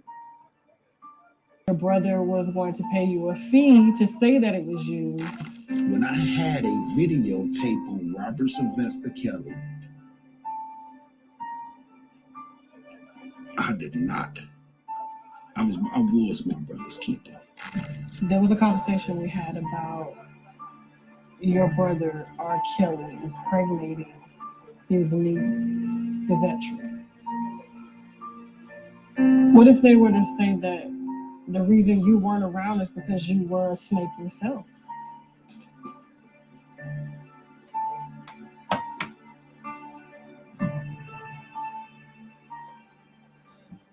the first one to eat. It's a miracle. Was it safe to say that Rob lived in the studio? Yeah. That was his life? His house was upstairs, and he had multiple. He got a house. Trump was a house, but that was where he kept his family. This was the guest in his family. Yeah. The studio was where he had his house apartment on one floor, and then where it was just private to him and whoever he engaged up there, and then on the studio floor is where all the associates and frenemies came. So I didn't go past certain things because I didn't. I mean, it's not that I didn't want to know, but I wasn't there for that. It was like my expertise is not in seeing, whether he's this guy's looking. I just didn't see any of that. I didn't see whether he was sending somebody else to go find 15-year-old and shit. And try not to hit because it's gonna pick up on the mic. Oh, I'm sorry. Yeah, no, it's okay. It's okay. Yeah. So I didn't witness any of that. And I it's times that I look to see anything that seemed inappropriate, but our energy was cool. So you didn't see any girls being held against their will? Did you see any girls being beat or underage girls? You didn't see. I wasn't there long enough. Okay. I mean, like I came in 2018, like the end of 2018. Shit had hit the fan already. I know the Savages and the players were on the internet blasting you as you was like the Suge Knight of R. Kelly's enterprise. You won't let me see my daughter. I mean, I was actually trying to negotiate with them to come together, but they kept turning it into a damn like they wanted to create a production around it to generate money from it. It was like, come on, man, like let's amicably solve this thing, like Wow. From what you saw, did the girls look happy? Like go anywhere? First of all, I wouldn't have been around them if they didn't. I'm not. If somebody's being held together, I'm gonna fight you. Like, dude, what the fuck? Like, your father, right? Yeah, You're absolutely. Such a lying So it's like, piece of shit. if I had seen anything that seemed uncomfortable, I wouldn't have been with that shit. I mean, you got to look at this. I'm 46, 47 in a couple months, and 46. I've got a whole history in this industry. You ain't never seen me affiliated with no shit like this. I'm sorry, a year old. I mean, I just ran, some of the scenarios that I was around and a part of, and I was out there in LA where the real shit go down. I ain't never been affiliated with nothing negative to this degree. I get around him and now I'm this, this person that's, no, hell no. I wouldn't have stood for, I left LA because I wouldn't sell my soul to the devil. Like, there's plenty of opportunities where I could have had distribution contracts and shit, but I ain't been in over for nobody. Fuck no. Do you regret associating yourself with Rob? No. God did that. I didn't do that. You can't change something that he put in the, Now, I've since issued your mother an apology as well as you. And, because the Clarys had given me information about your mom being a part of this and kind of helping Rob to run this sex cult of an organization. And when I tell you, your mother is so far from that, and so are you, I really feel hoodwinked and bamboozled. And how dare they fuck with my brand like that? But the thing about me is I'm glad that I do go from a non-biased perspective because I'm not afraid to get up here and say I was wrong. And I want to genuinely tell you in front of the world that I was wrong about you. I was, and I apologize for anything that I've said in that video where it featured R. Kelly's enablers. I did get that information from the Clarys as well as the Savages. It is now down because there was a lot of inaccurate information that was out there, starting with you and your sweet mother. Like she's like a mom, like, and I feel horrible. And I said, what way to right my wrong is to give you the same platform that was used to tear you down, okay, an opportunity to build you up and let people see you for who you are. You're not a mobster. You're not a gangster. You're a tap dancer and an IT guy. Right. Yeah. And I'm a visionary. I mean, I can see things that need to be part of something. He's a liar and a con artist. And that's essentially it. Like I saw what was missing from this vessel, the R. Kelly vessel, and I just tried to bring in what was necessary to make it whole again. So that was essentially it. Now, I know you really can't talk about the details of your case, and that's going to be on public display here because I feel the feds, they want to feel like, oh, you know what, we got R. Kelly locked down, so let us look like we're going to go after the people that were surrounding so they became friends hanging out in the subways. Surrounded him, but yet you've only been around a couple of years, and there are people that have been around for years, and they're not touching them at all. So these conspiracy or charges that they have against you, what do you want to say about that? I don't want you to go into specifics because I don't want you to jeopardize your case or anything like that. But what do you want to say about the charges that the feds have filed or charged you with?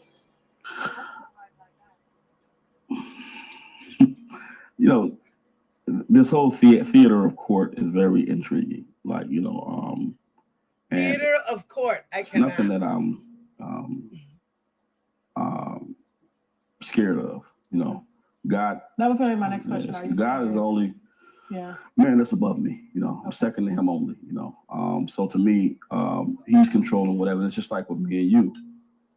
If the videos that you did on us up your numbers enough for me to come while you got a greater audience now, then use me for that. Yep. The numbers weren't that.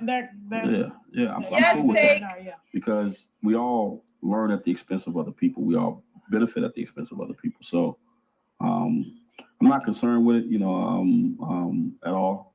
I can understand the prosecution's vantage point based on the evidence that they were presented to go after him, but they were presented with not the full scope of what really went on to get him into that position.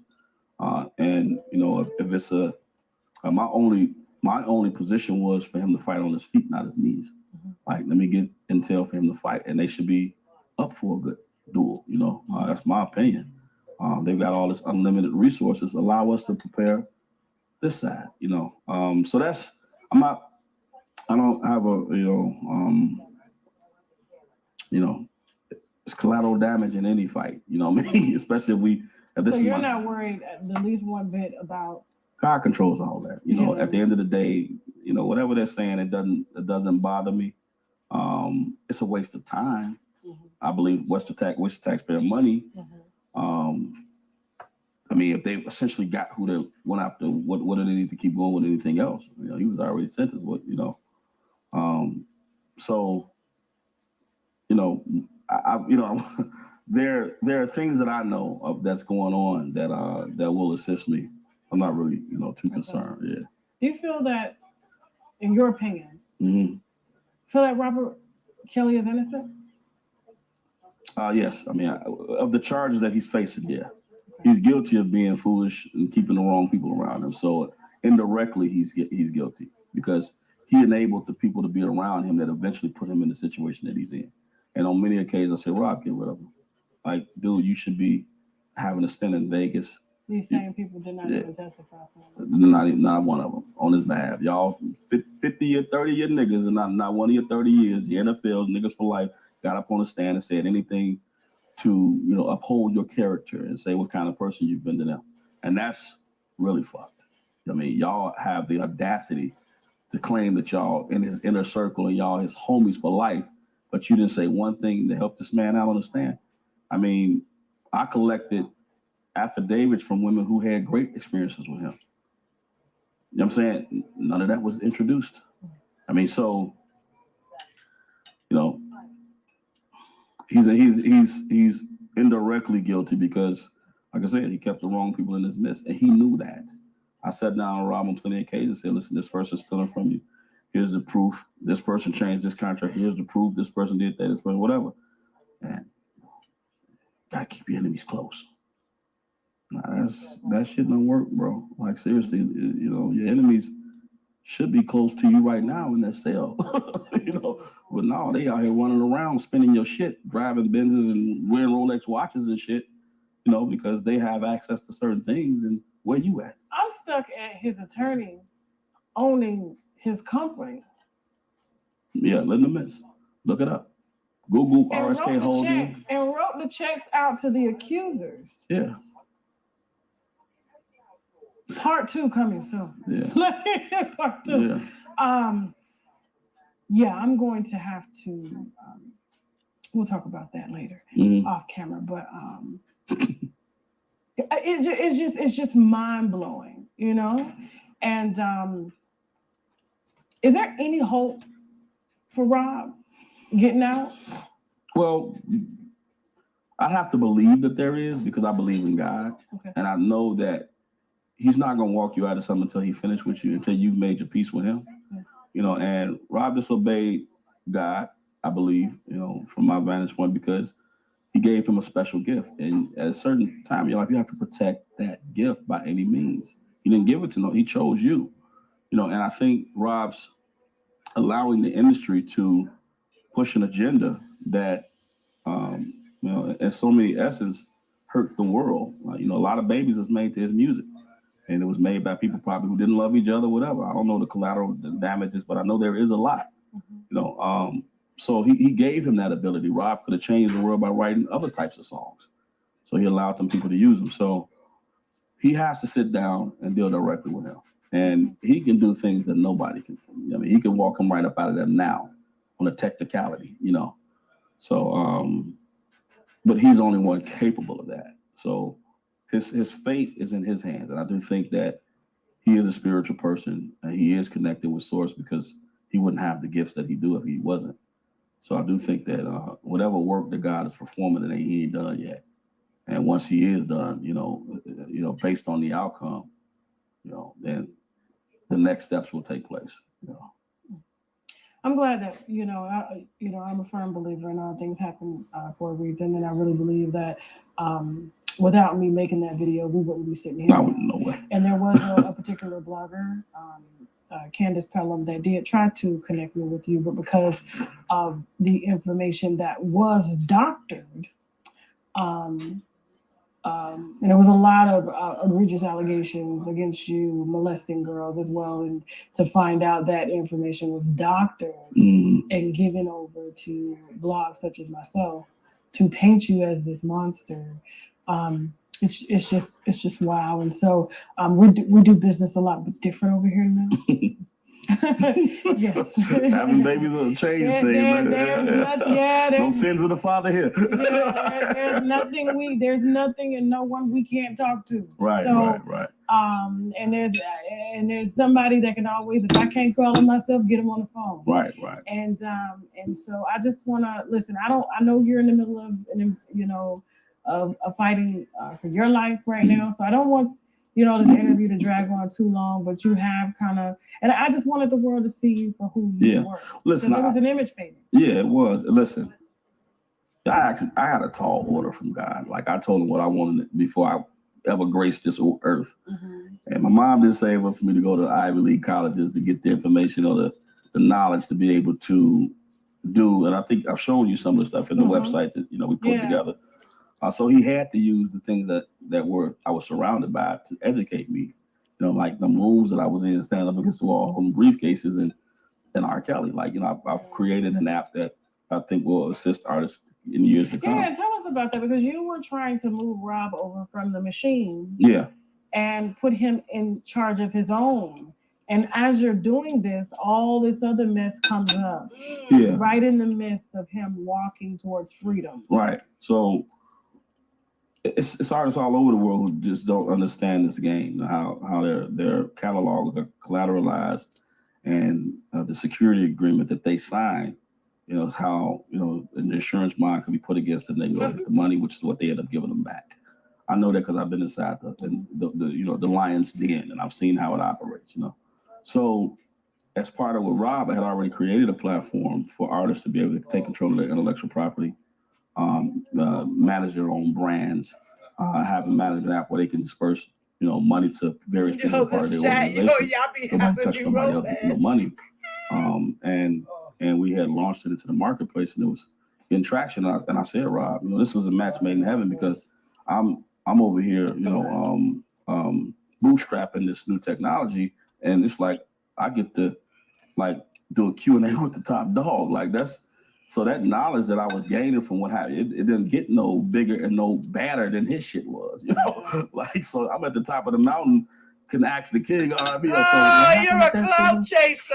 And I go back and create a module or something and add it to the application that now that ain't happening no more. You know what I mean? So artists can now take control of their brands back. It's called Indie Bill. It's called Indie Bill. I saw the application. Yeah. It is absolutely amazing. Thank you. To see something, and I love when Linda Mensch, tech, because it just hits different. Yeah.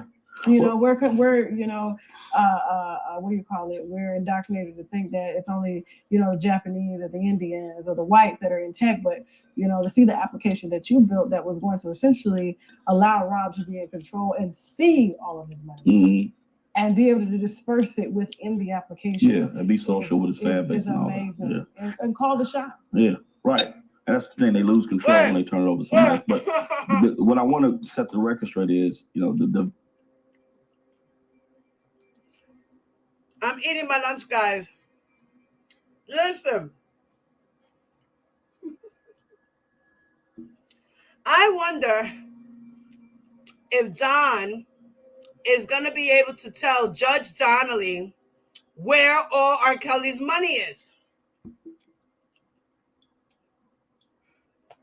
I wonder if he's going to throw him under the bus.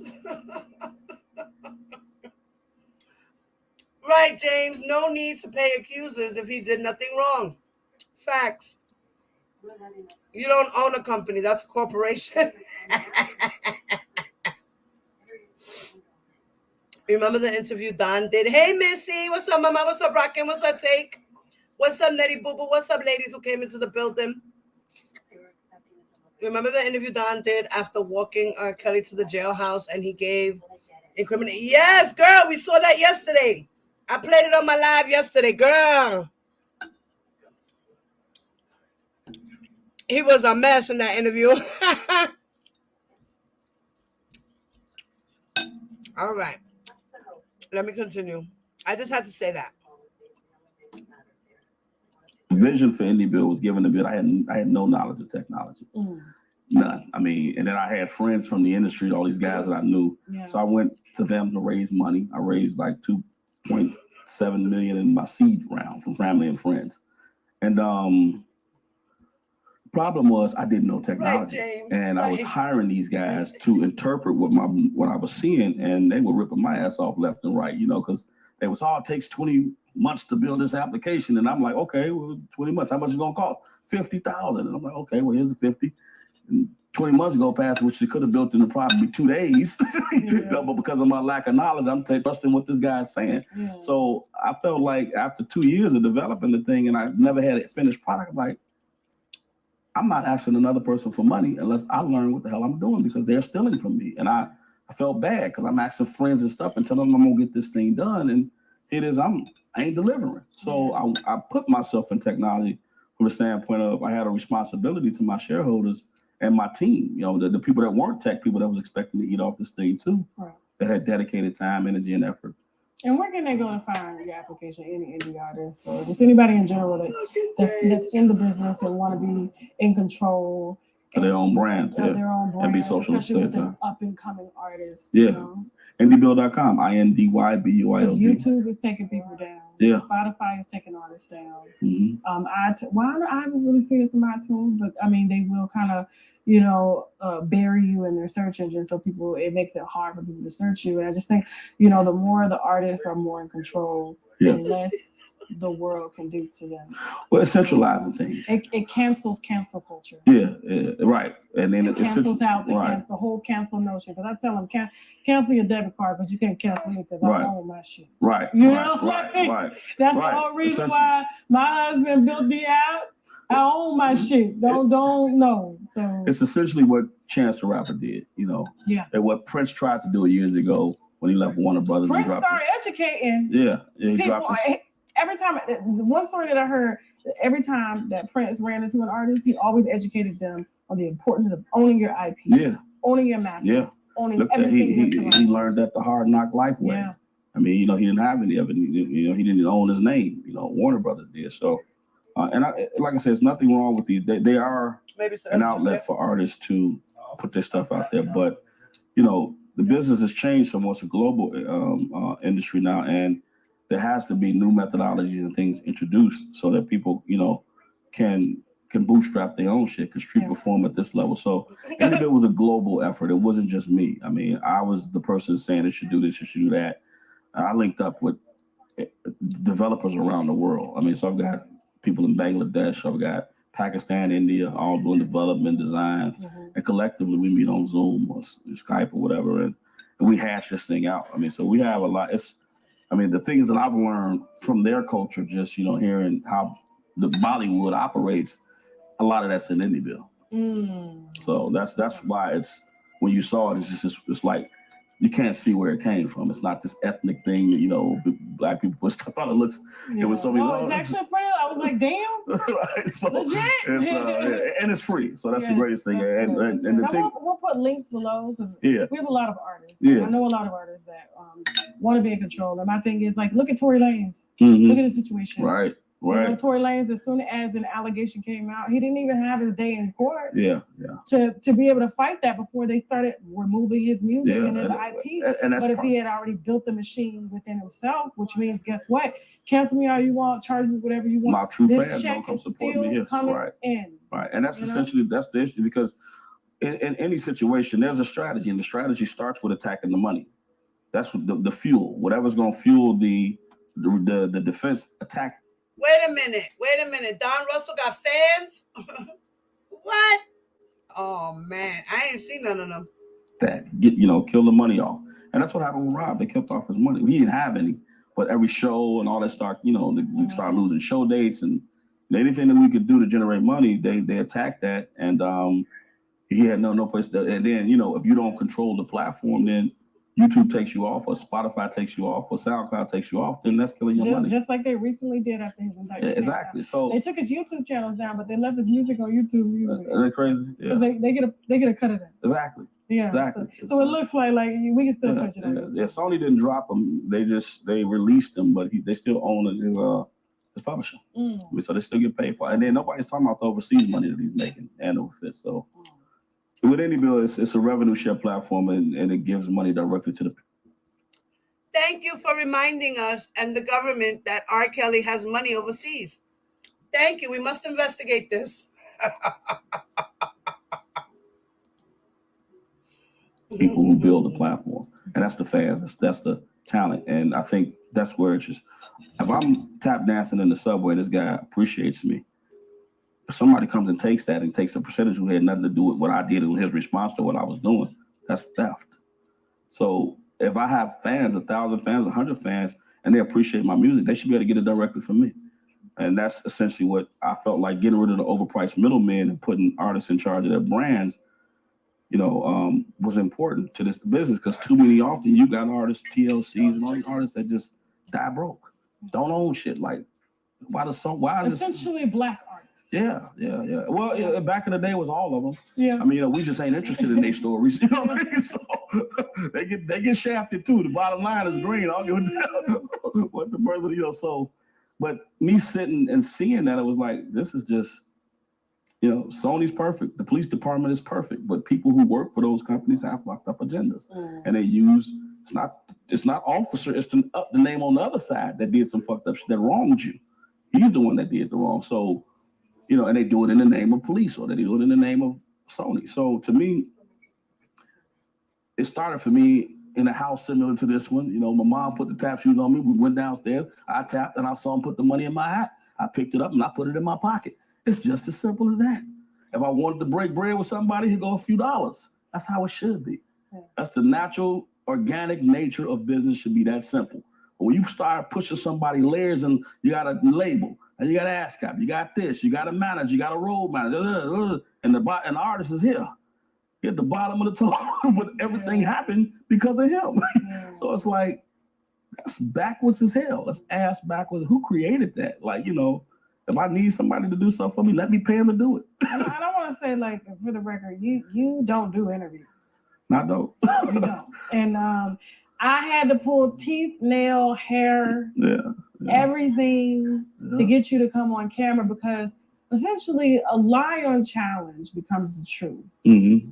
And I felt like, Don, I know you. Like, you have to be the person to allow people to see you because right now you're just a name on the internet with charges beside him, an affiliation to R. Kelly, who's literally spending the rest of his life in jail. Mm-hmm. You have to say something because now they're going to try to paint a picture about you to a jury. Because at the end of the day, when you think about prosecutors and you think about defense attorneys, it's like who can paint the best picture? Who can tell the best story to convince civilians such as myself to put someone like you in jail? Right. And if you came before a jury and I was on that jury, I would not be putting you in jail.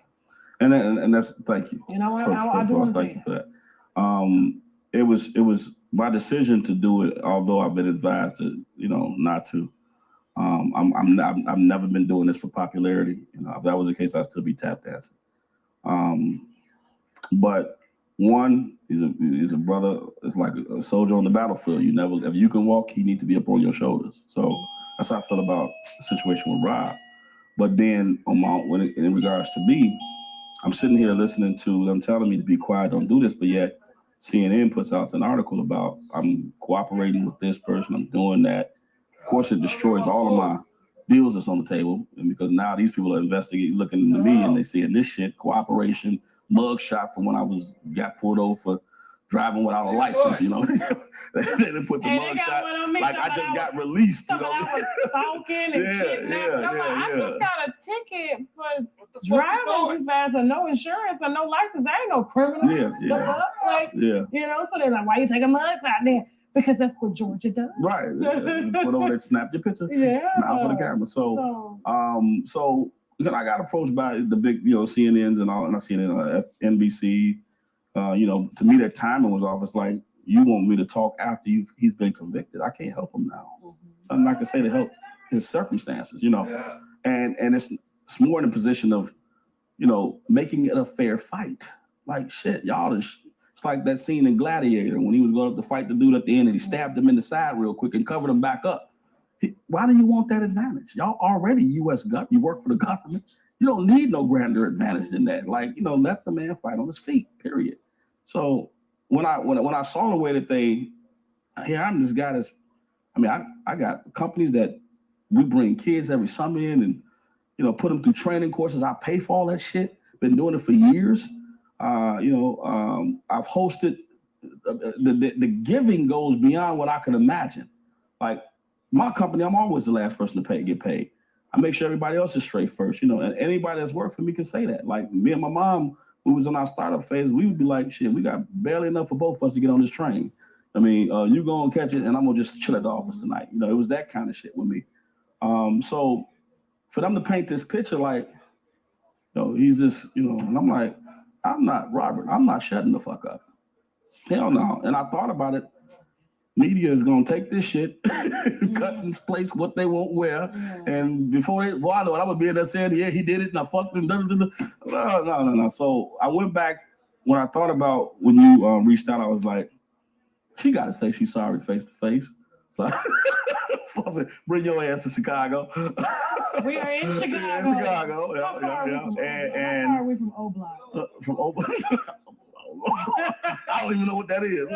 They say that's the place in Chicago you don't want to go. I don't even know that, so I don't know. Okay. But beyond that, after meeting you the first time a while back, it was like, she just don't know me. That's literally what I'm like. I can't blame you for doing something, when you didn't know. And like I said, the evidence was so overwhelming. You got 50, much like when you got 15 people saying he did it, or I was this monster. Why not? Yeah. And I know the tactics that the prosecution used against R. Kelly, watching it. People were asking, like, why are you not reporting on it? Because I know what they're doing. It's like you got a jury of your peers and you got the prosecution who is the U.S. government who wins everything. And they come in with 10 lawyers and 100 witnesses. And I'm sitting there all day away from my family. I can't use the internet. I can't use phone to call nobody. I got to stay in a hotel room. I can't watch TV. I got to tell where I'm going. I got to check in, check out for a 2-month trial. and all I'm hearing is people saying the same thing about this person. When it comes time for the verdict, that's why I didn't even take them a lot of time to deliver, because the jury was overwhelmed. Programmed, yeah. They were already programmed. Like these girls are sitting up saying, like, God knows how in the fuck Azrael Clary was credible enough to sit her ass on that stand. Well, I mean, it's just the simple way we met. Cricket lied publicly 5 times. Yeah. 5. Yeah. How is it that should have been an automatic dismiss? You are not credible enough to sit here because we don't know if you're going to tell the truth or not. And yet, because the jury was already bogged down with information, you notice she was one of the last people to go because the jury had already made up their mind at witness number 30. Yeah, well, I mean, like I said, the way we met is the same mountain they were up against. Like, you heard from a certain group of people who painted me to be a certain person, and you went with it because it only made sense if that many people said it. And I should have listened to Candace. I did. Yeah, Candace is a good blogger. Yeah, so I wish she would put out more, but she allowed people to, kind of poison me against her or whatever. Right. But at the end of the day, it's like, I got a job to do, and so do you. And like I said, I have no problem telling people that I'm sorry and I fucked up. Okay, I'm human, and when you do fucked up shit, you own up to it. Right. I respect the craft because I'm never gonna say my true belief about media, but it needs to be jolted. It needs to be something needs to threaten media because the journalistic agenda and the journalistic moral compass of these broadcasters and stuff is it's all one-sided. It pitches. I mean, they can persecute you before you ever prosecute it. Right. I mean, you've been decided upon because of, so I think something needs to happen to balance that, bring in some accountability. And I think you guys are the first step in the universe's way of doing that. Thank you. Yeah. So, I mean, I listen, I appreciate it. All of the bloggers that were out there, putting in time, on one side or the other, I appreciate it because it's necessary. It's necessary. The system got to be, it has to change, So, and all that's special interest. It's all about money. They're pushing an agenda of, special interests or, lobbyists or whatever, for major corporations. It's nothing to do with people anymore. Rob is a person first. He's a person. He's a person with feelings. And it's like, the people that he came up against, in court, they're people too, and I think that the issue that I have with that was it shouldn't have took the theatrics around this whole thing, for them to, the money that they were promised and paid and all that stuff, If somebody wronged you and you're a person, we're going to deal with this right now. It ain't going to take you putting $5,000 in my pocket or $10,000 or whatever for me to make a big deal about this because media has an agenda and they want to push that agenda. And unfortunately, we're going to use you to do it. And that's essentially what I feel has taken place here. Media. Yeah, I mean, it was once entertaining. Well, I never got paid for anything. Right. Ever. I do not. When I mean you, I'm talking about the people. No, but I don't accept payments and I don't pay people to speak. And that's probably why I don't get a lot of the bigger interviews that I want because a lot of them are looking for money. Right. And when something goes wrong or somebody files a lawsuit, you ain't gonna say I paid you shit to say nothing. Well, so that's why you're truth seekers. Yeah. It's truth seekers. I mean, and as a truth seeker, I think you have an equal obligation to to seek the truth. You have a moral responsibility to seek the truth.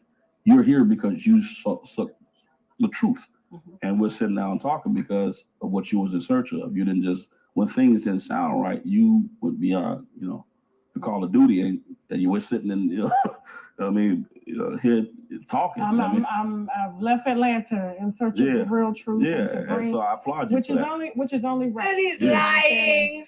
He ain't telling truth. I wasn't around, but I do know a lot of those girls have truth lying about their age on the stand. Yeah, that is in transcripts as well. Oh my God. I'm tired of hearing about the girls lied about their age. It was only 2 girls out of 14. I mean, come on. 2 girls out of 14 girls or 12 girls.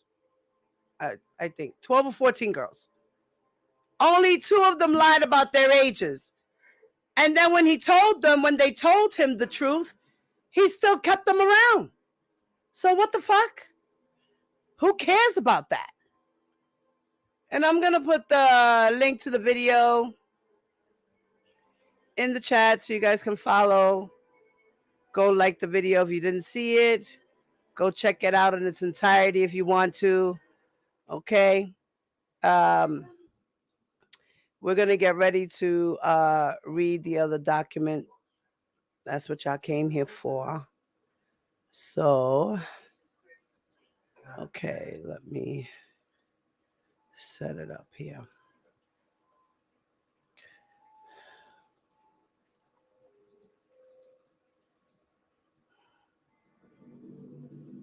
Okay. All right, guys, give me 1 second. I'll be right back.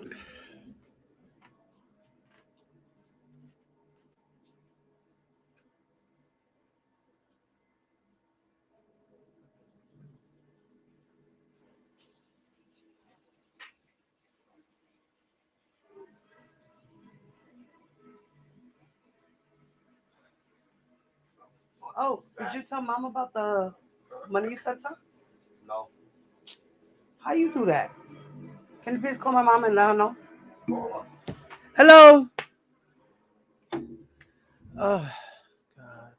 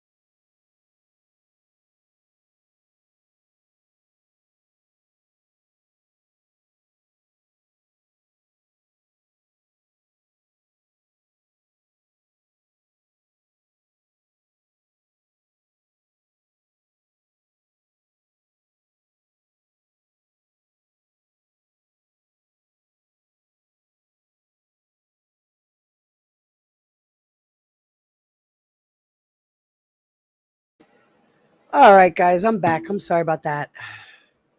That's why I told you, I figured, I do this early because I know it's going to be a lot of reading and all of that. And later on, I'm going to come back too. So I figured I'd do this one early. Hey, Tears. What's up, fat boy? What's up, everyone who came into the building? Hello, everyone. Ronnie, T-Bam, James, Honey, 100, Ronnie, Tears. What's up, everybody? So we have the government's motion in limine for, as we know, the United States of America versus Donnell Russell, a.k.a. Kalon Dunn. Kalon Dunn. Okay.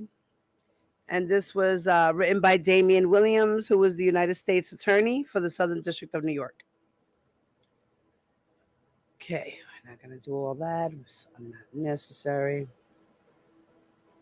Okay, so as we know, motions in limine means that they want to exclude evidence or put evidence in or speak about evidence. Okay? So preliminary statements says that the government respectfully submits these motions in limine in advance of the trial of defendant Donnell Russell, a.k.a. Kalon Dunn, the defendant, scheduled to begin on July 18th of 2022. As set forth below, the government seeks pretrial rulings. So they're asking for pretrial rulings. So number one, they want to be able to allowing the introduction of the theater employees 911 call after he received the threat call as a present sense impression, excited utterance, or at a minimum, a prior consistent statement. 2, allowing the introduction of evidence of the defendant's attempts to threaten participants in the docuseries Surviving R. Kelly after the December 4th, 2018 screening, but before the public airing of the docuseries as directed evidence of the charged crimes. Oh, give me 1 second, guys. I forgot to do something real quick.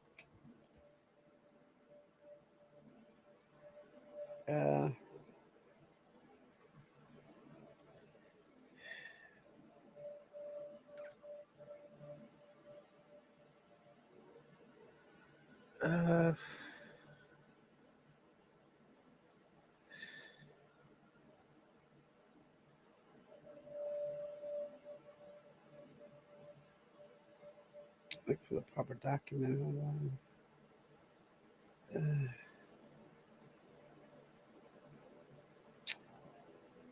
Oh, here we go.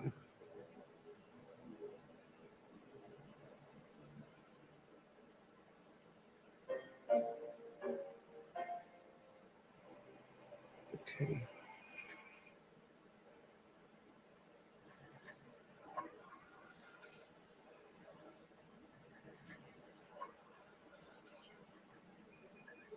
Okay.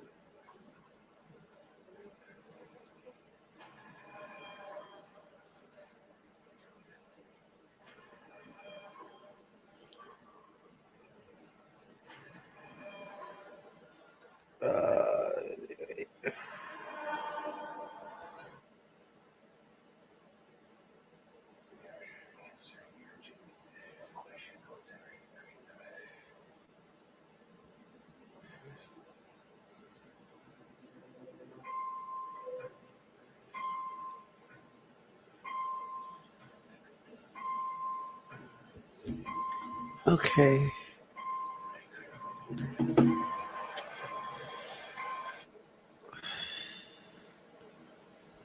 All right.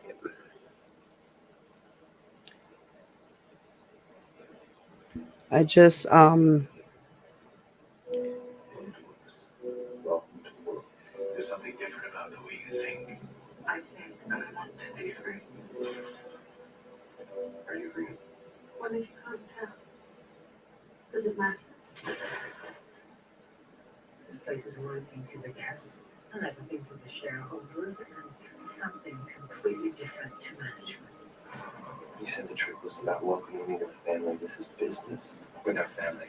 Okay. I think your father's going to need someone a little more stable to take over. All right. Sorry about that, guys. I had to answer that. Okay. So, allowing the introduction of evidence of the defendant's attempts to threaten participants in the docuseries Surviving R. Kelly after the December 4, 2018 screening, but before the public airing of the docuseries as direct evidence of the charged crimes or pursuant to Federal Rule of Evidence 404B. And number 3, allowing the introduction of a statement of the defendant's co-conspirator and agent, CC-2, under Federal Rule of Evidence 801D, 2D, and E. Relevant facts. On the evening of December 4th, 2018, Lifetime, a television network, held a private screening of the docuseries Surviving R. Kelly. The screening, Surviving R. Kelly, explored allegations that recording artist Robert Kelly, better known as R. Kelly, engaged in abusive sexual relationships with minor females and adult women. The screening took place at a private theater in Manhattan. The theater. After playing the docuseries, the theater was set to host a panel discussion that would feature some of R. Kelly's alleged victims speaking about their experiences with R. Kelly. The defendant was the CEO and president of IndieBuild Corporation, IndieBuild, and was working on behalf of R. Kelly at the time of the screening. The defendant and his co-conspirators and agents worked together to stop the screening from going forward. These efforts culminated in the defendant calling the theater from a landline in his home address in Chicago, Illinois, the Russell home. On that call, the defendant told a theater employee, that someone in the theater had a gun and was going to shoot up the place, the threat call. After receiving the threat call, the employee called 911, which is the 911 call, and the theater was evacuated. 1. Defendant's communications with his co-conspirators and agents leading up to the threat call. During the relevant time period, R. Kelly was a client of the defendant and IndieBuild. Before the screening, the defendant worked with 2 co-conspirators and agents, CC-1 and CC-2. So that would be co-conspirator 1 and co-conspirator 2. Okay, so CC stands for co-conspirator. So co-conspirator 1 and co-conspirator 2 to stop the screening from going forward. CC1 purported to be a publicist for one of R. Kelly's alleged victims who was attending the screening. And we all know now CC1 is Cash Jones. Okay? At the same time, CC1, which we know as Cash Jones, worked for the defendant to help stop Lifetime from continuing with the screening and the national airing of the docuseries. CC1 assisted the defendant and IndieBuild by, among other things, recording a voice message for IndieBuild, recording conversations with the parent of one of R. Kelly's victims to discredit the parent, drafting materials for the defendant to send to Lifetime to discourage Lifetime from continuing with the screening, and creating social media pages dedicated to discrediting R. Kelly's accusers. Most significantly, CC1 traveled to New York to provide the defendant with live updates on the screening as it unfolded. In the days leading up to the screening, CC1 provided the defendant with the itinerary for the event. On December 3rd, 2018, the day before the screening. I'm still confused as to why Cash Jones is not locked up. She must be a mole, an informant, something. On December 3rd of 2018, the day before the screening, CC1 provided contact information for executives at Lifetime and told the defendant, I'm going to send the Lifetime info, but I don't think it's best to send it to them anymore because that would mean one of us on the inside handed out their info. I thought about that. CC1 further told the defendant to create a profile and send them, example, the Lifetime executives, all a DM, direct message, example, a direct message.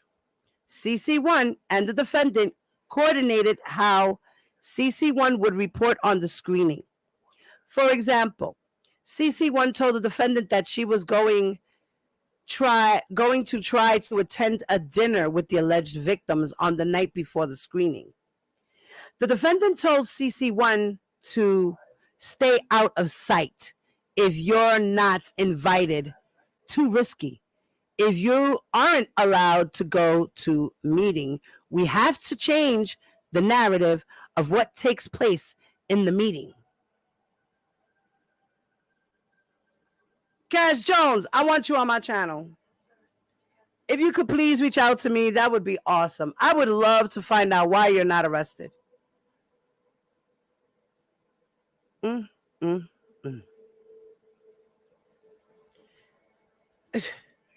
The defendant then reported this information to R. Kelly. In one text, for example, the defendant wrote R. Kelly, and defendant says, "Please keep the information I sent you quiet. There is a dinner scheduled for Monday, the night before the screening, where they will be discussing how much everybody's getting paid. Our connect will be at the dinner, and she will be recording it for us." And the connect he's talking about is Cash Jones. And as discussed below, minutes before the defendant made the threat call, the defendant asked CC1, "Are they continuing with the screening?" CC1 told the defendant that the screening was still going forward. The defendant then told CC1 that the police would be arriving shortly and thereafter instructed CC1 to delete those text messages. CC2, the defendant's mother, CC2, the co-conspirator, the defendant's mother, as we know, is June Barrett, and that is Don Russell's mother. So CC1 is Cash Jones, and CC2 is June Barrett, which is Don Russell's mother. Now, CC2, the defendant's mother, was in charge of investor relations at IndieBuild. As with CC1 and CC2 and the defendant drafted materials to discourage the screening from going forward. Historical cell site evidence will show that CC2's cell phone was in the vicinity of the Russell home when the defendant made the threat call. Additionally, as discussed below, after the defendant made the threat call, CC2 advised the defendant how to inform R. Kelly about the threat call and advised the defendant to hide the identity of CC1 from R. Kelly so that they did not get caught and could continue to make money from R. Kelly. Wow. So, Don, you're a con. You and your mother were trying to scheme out money from R. Kelly? Really? So, your mother and Cash Jones were in a scheme to collect money from R. Kelly? Aren't you a special piece of, you're a special bunch, aren't you?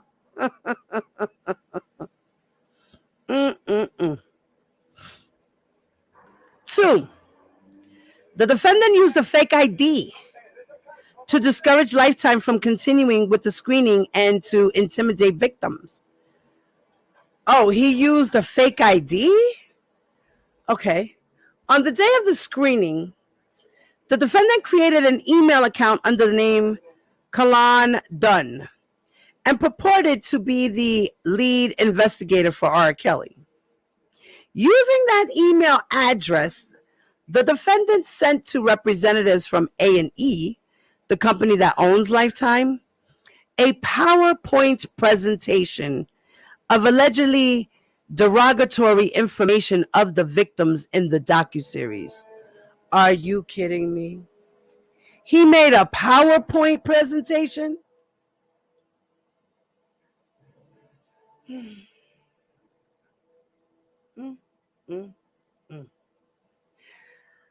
The defendant forwarded this email to CC1 with the email body saying, "Here's what just went out."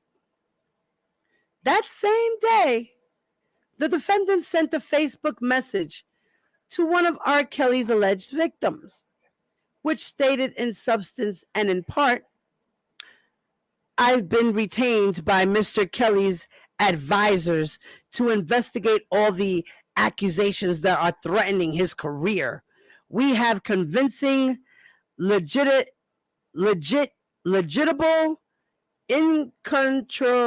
incontrovertible evidence of the falsity of the allegations of the alleged survivors and of their illegitimate criminal financial motives. And now we are gearing up to respond." The defendant forwarded a screenshot of this message to Cash Jones. 3.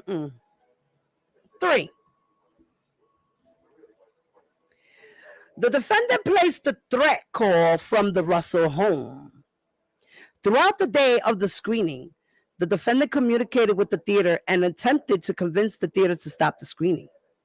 Phone records from the theater demonstrate that the defendant used multiple phone numbers to contact the theater and stayed in constant communication with CC1. After CC1 confirmed that the screening was going forward, the defendant made a number of calls to law enforcement affiliates near the theater. For example, the defendant, using his cell phones, which indicate that he was located near his home in Chicago, called 2 police precincts located nearby, near the theater, and 1 fire department affiliate located near the theater. So before placing one of these calls, the defendant attempted to block his phone number, *67. At approximately 7:37 p.m., the defendant placed the threat call from a landline in the Russell home. Historical cell site information shows that the defendant and CC2 were in proximity of the Russell home around the time of the threat call. As discussed above, the employee who received the threat call called 911 and the theater was evacuated. The 911 call. At approximately 7:51 p.m. on December 4th, 2018, after the employee spoke with his supervisors, approximately 14 minutes after the threat call, the employee called 911. On the 911 call, the employee reported in substance and in part that he received an anonymous call about an alleged shooter within the theater. In particular, he stated that the caller said that someone had a gun at this event and that they would shoot up the place, quote unquote. The employee stated that he was very apprehensive about how to proceed. He clarified that nothing had yet happened, but they were trying to prevent anything from happening. So the employee stated that the call had been made about 10 minutes ago, maybe less, and that he had been acting as quick as I can about it. He explained that after the call, he spoke with the security downstairs, and then I got confirmation to call 911. The employee noted that the theater was a place of business with over 1,000 members and asking if they should evacuate the theater. He also stated, "I'm sure you can understand my urgency to try and prevent anything." Now, the defendant's communications with his co-conspirators and agents after the threat call. At approximately 7:36 p.m., the defendant texts CC1 The cops may be arriving shortly. At approximately 8:05 p.m., the defendant texts CC1. Delete those messages about 50.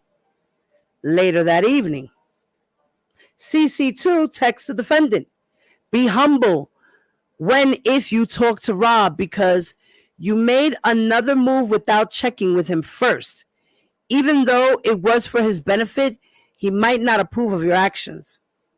CC2 further texted the defendant. My calls were to tell not to mention the woman's name that is assisting you. Remember, someone in Rob's circle may be a mole, so give her an alias. The next day, CC2 texts the defendant. If there is no response, then silence from you is an option. But the choice is yours to make. Following this text, CC1 and CC2 and the defendant drafted a statement about the threat to the screening for R. Kelly to approve and release. The proposed statement read as follows.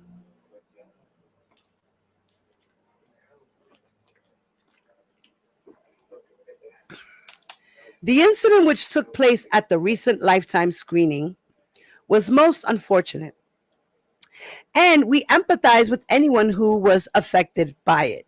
However, Mr. Kelly is once again being targeted and accused of acts beyond his control.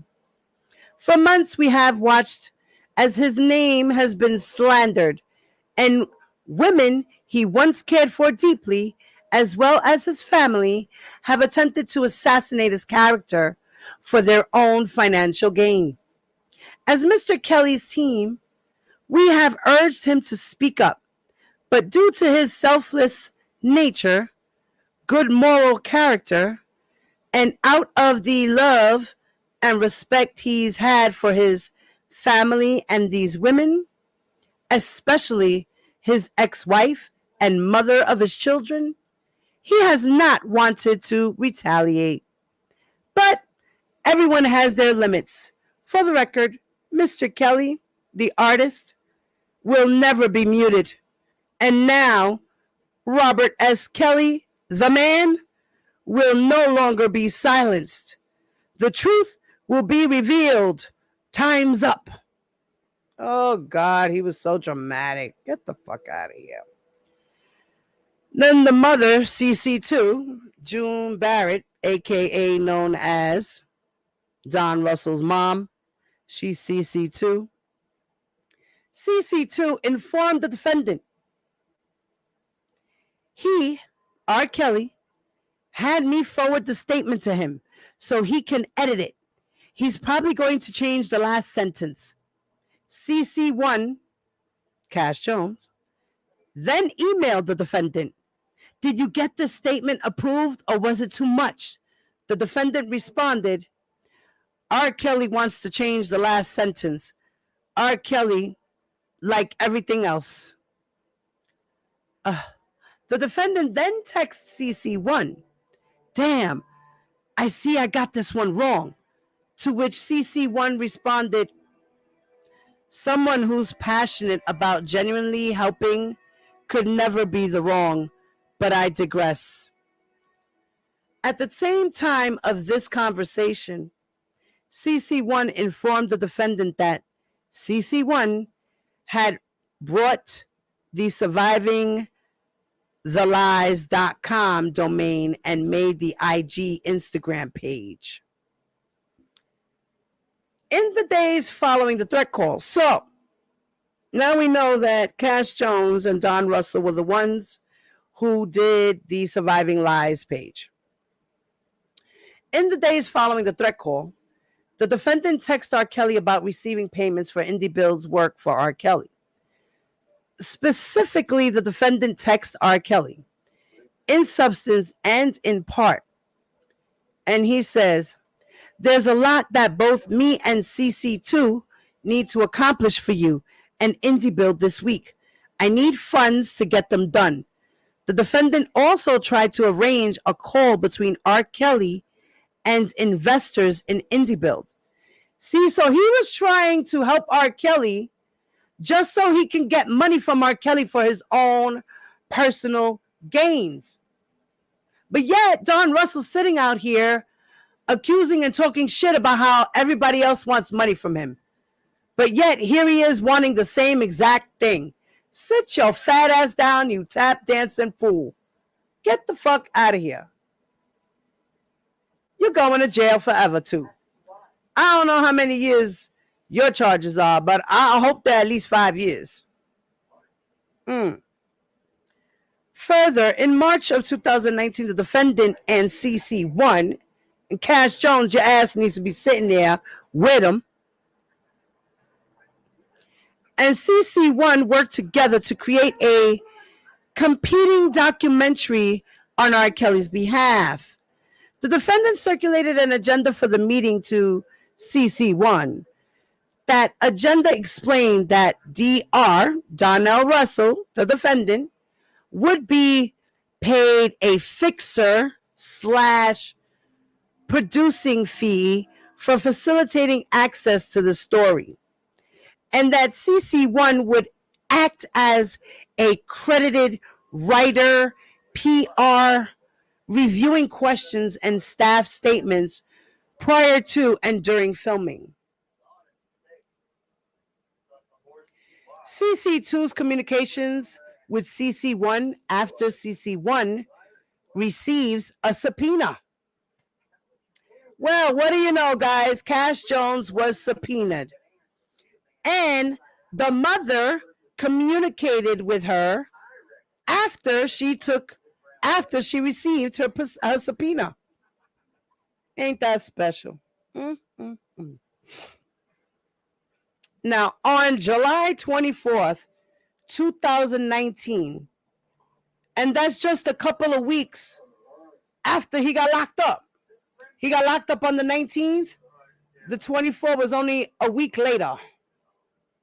A week later after R. Kelly got locked up, on July 24th of 2019, Cash Jones emailed a copy of a grand jury subpoena dated July 24th, 2019, that CC1 received from the United States Attorney's Office to CC1's cousin, which is cousin 1. And we know that the cousin is Michael Williams, right? All right. So cousin 1 is Michael Williams. So cousin 1 forwarded CC1's email to the defendant on July 25th of 2019. That same day, CC2 sent cousin 1 an email from her IndieBuild email address, which cousin 1 then forwarded to CC1, which stated in substance and in part, I inserted your cousin's name and birth date in the power of attorney. What?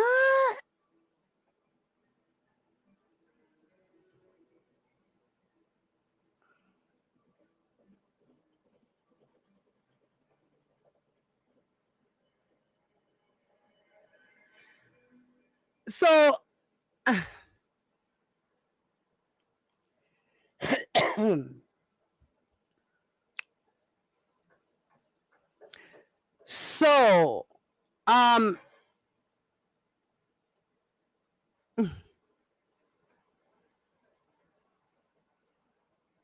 okay, so I guess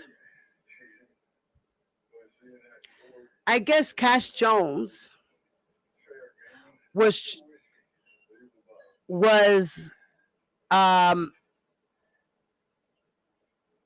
what do you call that? I forgot the right word, but she was named as power of attorney for Michael Williams. That's probably what that was they were discussing. And she said, I inserted your cousin's name and date of birth in the power of attorney. The email from June, which is June Barrett, CC2, included a number of attachments, including one attachment that stated, there are no criminal laws in America. And another attachment which was a copy of the subpoena sent to CC1 with the watermark, I do not accept this offer to contract, and I do not consent to these proceedings. The defendant's public statements about the threat call. After the screening, the defendant gave a publicly available interview that was streamed on YouTube.com. The defendant stated in substance and in part that he wanted to clarify a rumor that R. Kelly was in jail because of the threat call. The defendant further stated, "Let me just clarify that, yes, there was a threat called in. I don't know who made the call." The defendant stated, "First of all, props to whoever did do that because they stopped it." And I guess this is what we heard yesterday on Trent's Live. So they are quoting Don Russell from Trent's Live. First of all, props to whoever did do that because they stopped it. And the initial screening, there were so many dignitaries. They were trying to eliminate our ability to do joint ventures with other countries to get him some money. So if that event had taken place, he probably would have been in the position where some of the concerts we had set up, we never would have been able to accomplish. He didn't end up doing them because, of course, Lifetime re-premiered it, but it would have been way more damage. So the defendant further stated that he was the one who was sending cease and desist orders to the theater and to Lifetime. The defendant said, "I called the venue. I was on the phone with them the whole day, trying to get them not to air it because it was trademark infringement." The defendant then made clear that the threat call had nothing to do with R. Kelly. The interviewer asked the defendant, "So there was a rumor saying that you did it and you wanted to clarify and say that it wasn't you?"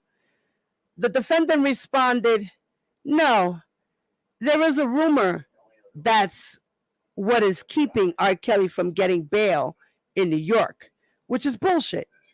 In other words, the defendant did not want to clarify that he did not make the threat call, but wanted to clarify that the threat call was not responsible for keeping R. Kelly detained in jail. I can't make this shit up. Argument. The 911 call is admissible. The 911 call is admissible as a recording of the employee's present sense, impression, and an excited utterance, and this court should allow the government to introduce the recording in its entirety. Alternatively, the 911 call would also be admissible as a prior consistent statement under Federal Rule of Evidence 801D1B if the defendant attacks the employee's credibility. So the court should admit a recording of the 911 call as a present sense impression. So they're going to talk about the applicable of the law, that the Federal Rule of Evidence specifically make admissible and exclude from the hearsay rule present sense impressions. So statements that are describing or explaining an event or condition made while the declarant was perceiving the event or condition or immediately thereafter, such present sense impressions are considered to be trustworthy because the contemporaneity of the event and its description limits the possibility for intentional deception or failure of memory. By the plain terms of the rule, a statement may qualify as a present sense impression, even if the declarant is not describing an event as it unfolds. So, for statements to qualify as present sense impressions, precise contemporary, I can't even say the word, is not required. Federal Rule Evidence 803 Advisory Committees note that in many, if not most, instances, precise is not possible and hence a slight lapse in allowable. The declarant's availability is immaterial to whether the present sense exception applies. I'm not going to continue because it's just talking about the law.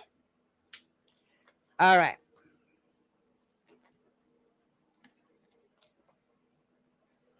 The discussion.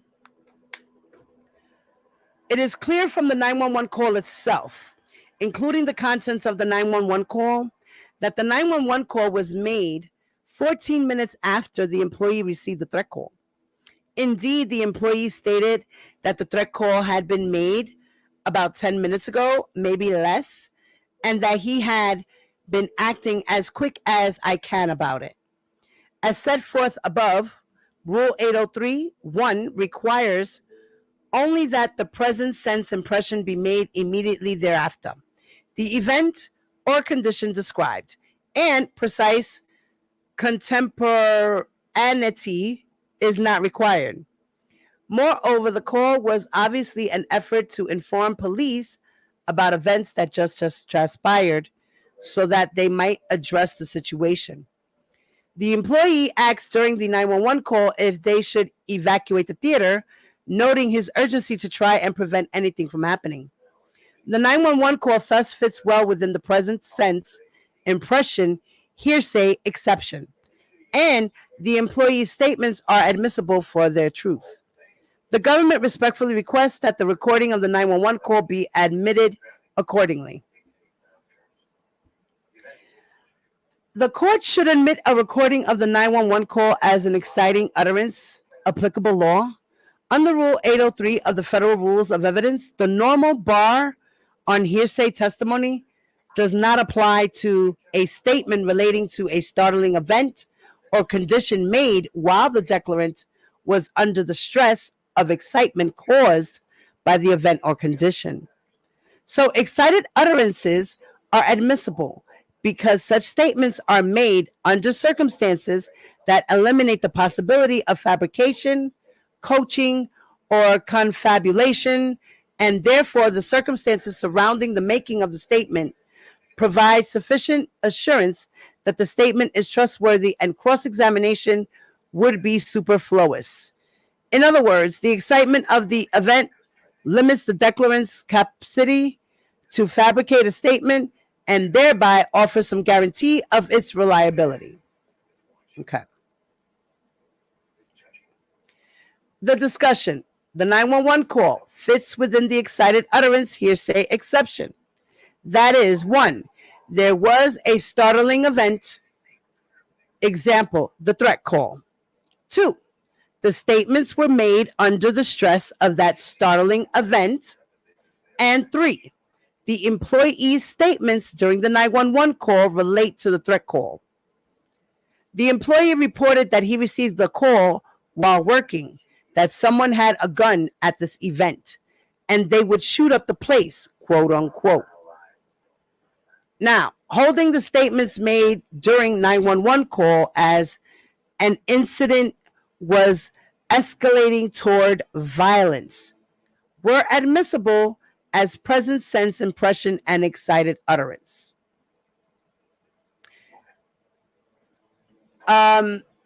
Same for statements during 911 call. The defendant had just called and stated that he was coming with a gun to shoot the caller and her husband. Nor can there be any question that the employee had personal knowledge of the startling event. His recorded statements themselves demonstrate that he was recounting a call that he had personally received while working. Second, it is clear that the employee was under stress when he made the 911 call. Common understanding dictates that it is startling for someone to receive a call while at their place of employment that someone has a gun and is going to shoot up that very place. Indeed, during the 911 call, the employee stated that he was very apprehensive about how to proceed, and he was trying to prevent anything from happening. He also reiterated his urgency to try and prevent anything from happening. And although the employee's tone appears calm in the 911 call, that the caller may have remained composed during the call does not prove that the caller was no longer in an excited state. Third, and in similar vein, there can be no serious dispute that the declarant's out-of-court statements, example, the 911 call, related to the startling event, example, the threat call. Accordingly, the government respectfully submits that the 911 call is admissible under the excited utterances exception to the hearsay rule. C talks about the court should admit a recording of the 911 call as a prior consistent statement.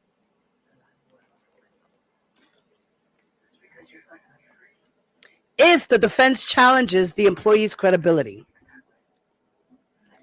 All right, and then they're going to say they apply a law. I'm not going to read that.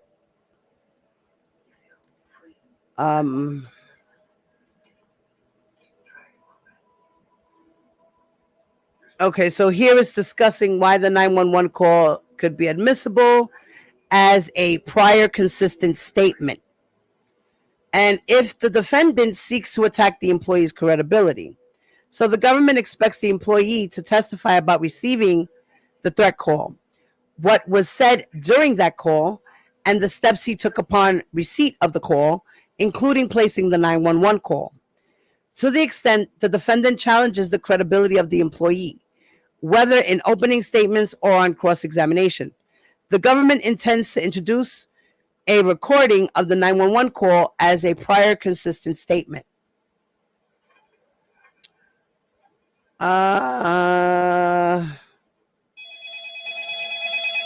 Okay, hold on one second, guys.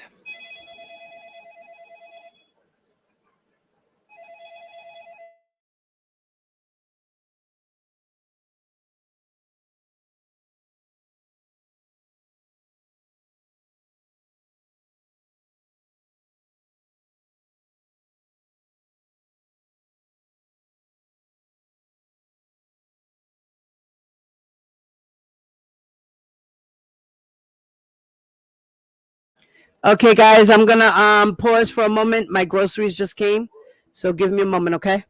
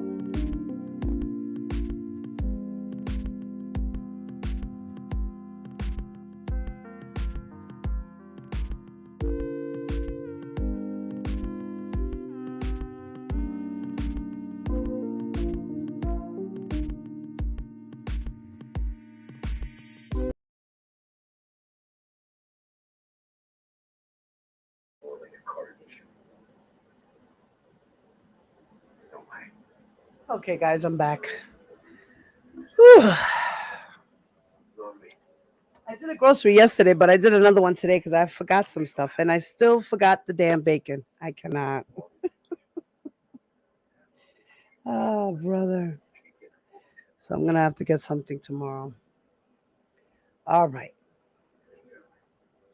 So during the 911 call made by the employee only approximately 14 minutes after receiving the threat call, he stated that someone had a gun at this event and that they would shoot up the place, quote unquote.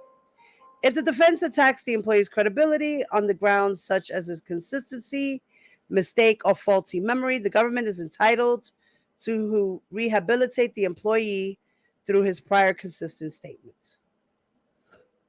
All right. The defendant's threats to alleged victims after the screening are admissible as direct evidence or under Rule 404B.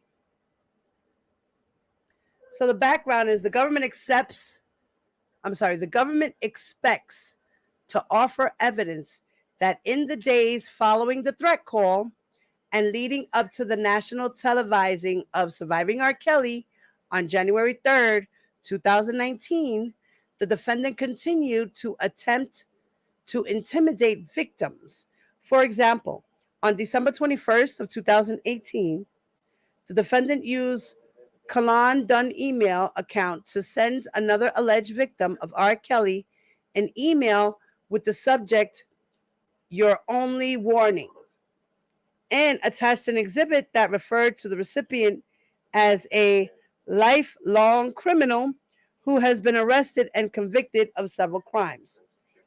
And on January 3rd, 2019, the defendant emailed another victim instructing her to pull the plug. "We have info on you and everyone. That will be good for you." And then it talks about the applicable law, while the admissibility of uncharged or other acts evidence is generally governed by Federal Rule of Evidence 404B. Evidence of uncharged acts is admissible without regard to the Rule 404B when it constitutes intrinsic or direct proof of the charged crimes. I'm not going to go through all that because that's talking about the 404.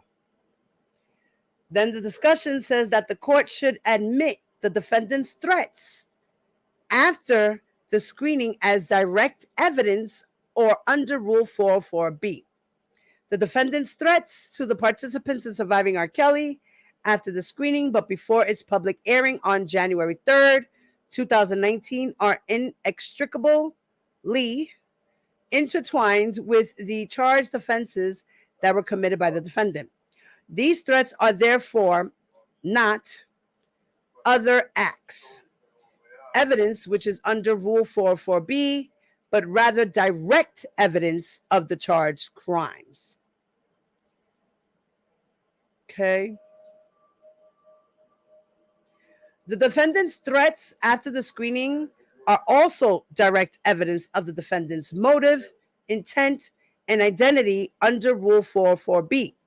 So the government anticipates that the defense will argue that the defendant did not make the threat call, or in the alternative, that he did not intend to communicate a threat to the theater.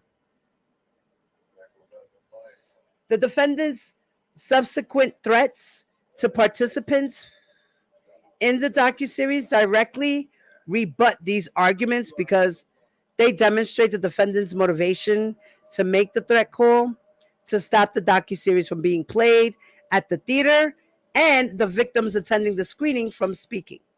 His identity as the person who made the threat call, he used the same threat tactic on December 21st, 2018 and January 3rd, 2019 to stop the national airing that he did on December 4th, 2018 to successfully stop the private screening. And his intent, because the express nature of the December 21st, 2018 and January 3rd, 2019 threats rebuts any idea that the defendant did not had the intent to communicate a threat 1 month earlier when he made the threat call. More specifically, the defendant's motivation for making the threat call was to stop the screening from proceeding. On December 4, 2018, he succeeded in those efforts. The defendant doubled down on those efforts when he repeatedly contacted a victim and directly threatened to expose information on her in an attempt to stop the docuseries from being nationally televised on January 3rd, 2019. Accordingly, his actions after December 4th, 2018 arise from the same motivation that drove him to make the threat call. Give me a second, guys.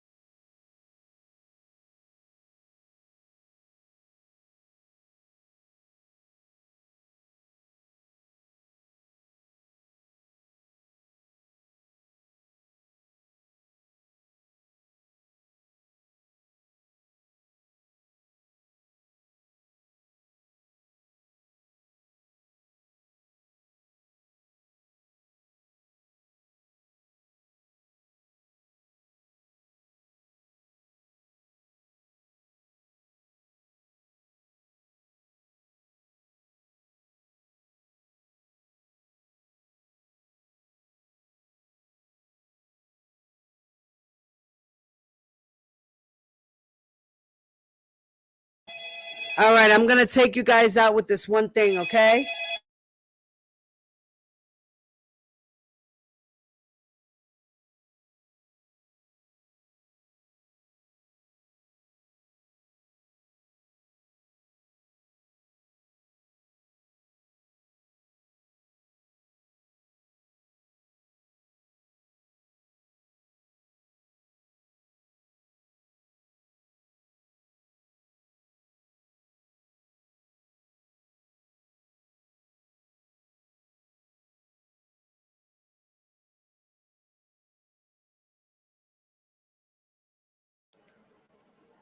You guys didn't hear me?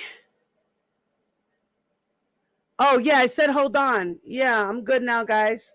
Were you guys able to hear me the last I was just reading? Tell me y'all didn't hear me. Please tell me that I didn't put it on. Oh, no. What was the last thing you guys heard me say? What was the last thing you guys heard me say? Somebody type it in the chat.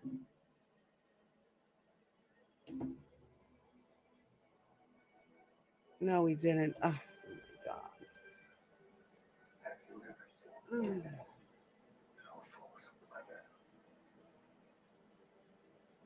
All right, well, basically, they want to admit evidence of the text messages, and they are going to do, tomorrow, we will be reading the jury charge by the defendant. So we already did the jury charge by the government. Now tomorrow I'll read the jury charge by the defendant. So that's basically what I was saying towards the end, if you guys didn't hear that. Can you guys hear me now? I don't know what the hell I did. I probably was on mute and didn't realize I kept my ass on mute. Ugh, Jesus Christ. Okay. All right. So tomorrow we'll go over the other part. But for now, I'm going to end this live with this last little clip. And this is a recorded phone call between Timothy Savage and Don Russell. Tell him congratulations. He just got him a wife for life.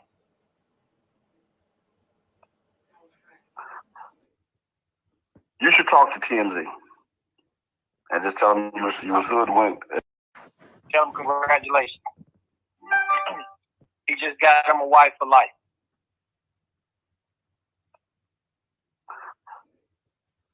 You should talk to TMZ and just tell them you was hoodwinked, and they gonna put y'all in a position to make some money. Talk to them. I've already talked to them about it. The benefit. Man, I'm just real, man. No, it's just I'm done, man. I understand that, but listen, me and my wife going through divorce right now. Listen, Tim. Put me in a situation I gotta go through a divorce now. So Tim, Tim, you the man of your house. You can fix that shit. No, it's over, bro. That shit. I've been married for 20-some years, bro. It's over. You are the man of your house. You can fix that shit. You talk. I already called some folks, my brothers, all them, man. This shit. Once I do that, bro, marriage don't get fixed after that. You should know this. You a savage. Once you call brothers and tell them what the fuck going on, it's over, man. That's it. That's too much public. My brothers know what's going on, what happened, what all this shit, bro. I'm done. I mean, tell Rob he can do what he gonna do. I'll go out and make my million, and he got a nice wife for him. I said, you should talk to him. I ain't saying who else should talk to him with you, but you should. Go and talk to that man. I'm going to send you the number, call him, and tell him, listen, man, they wait, whatever. You rehearsed you in this shit, they twist this shit. Whatever you got to tell them, because at the end of the day, that's still your daughter. When all this shit, the dust settles, you're going to want a relationship with her, and what you're going to want to be out there is that, listen, man, I screwed up, but maybe, I don't know if you feel that way. If you feel like you made a mistake, but whatever happened, I just wanted to, get back close to you. This is coming from a man who lost a child. I mean, so if I had it in me right now to go back in time and say 2 words to my baby girl, I would do it. I don't. So say something positive so you can have that at least out there. So when she sees it, it's public. Listen, babe, I'm sorry.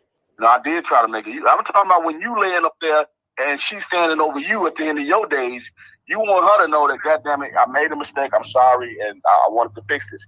Talk to God about the best way to get that out. And you come, because only you know what's happened. She knows too, which is why y'all are so far apart right now. But something has to be said.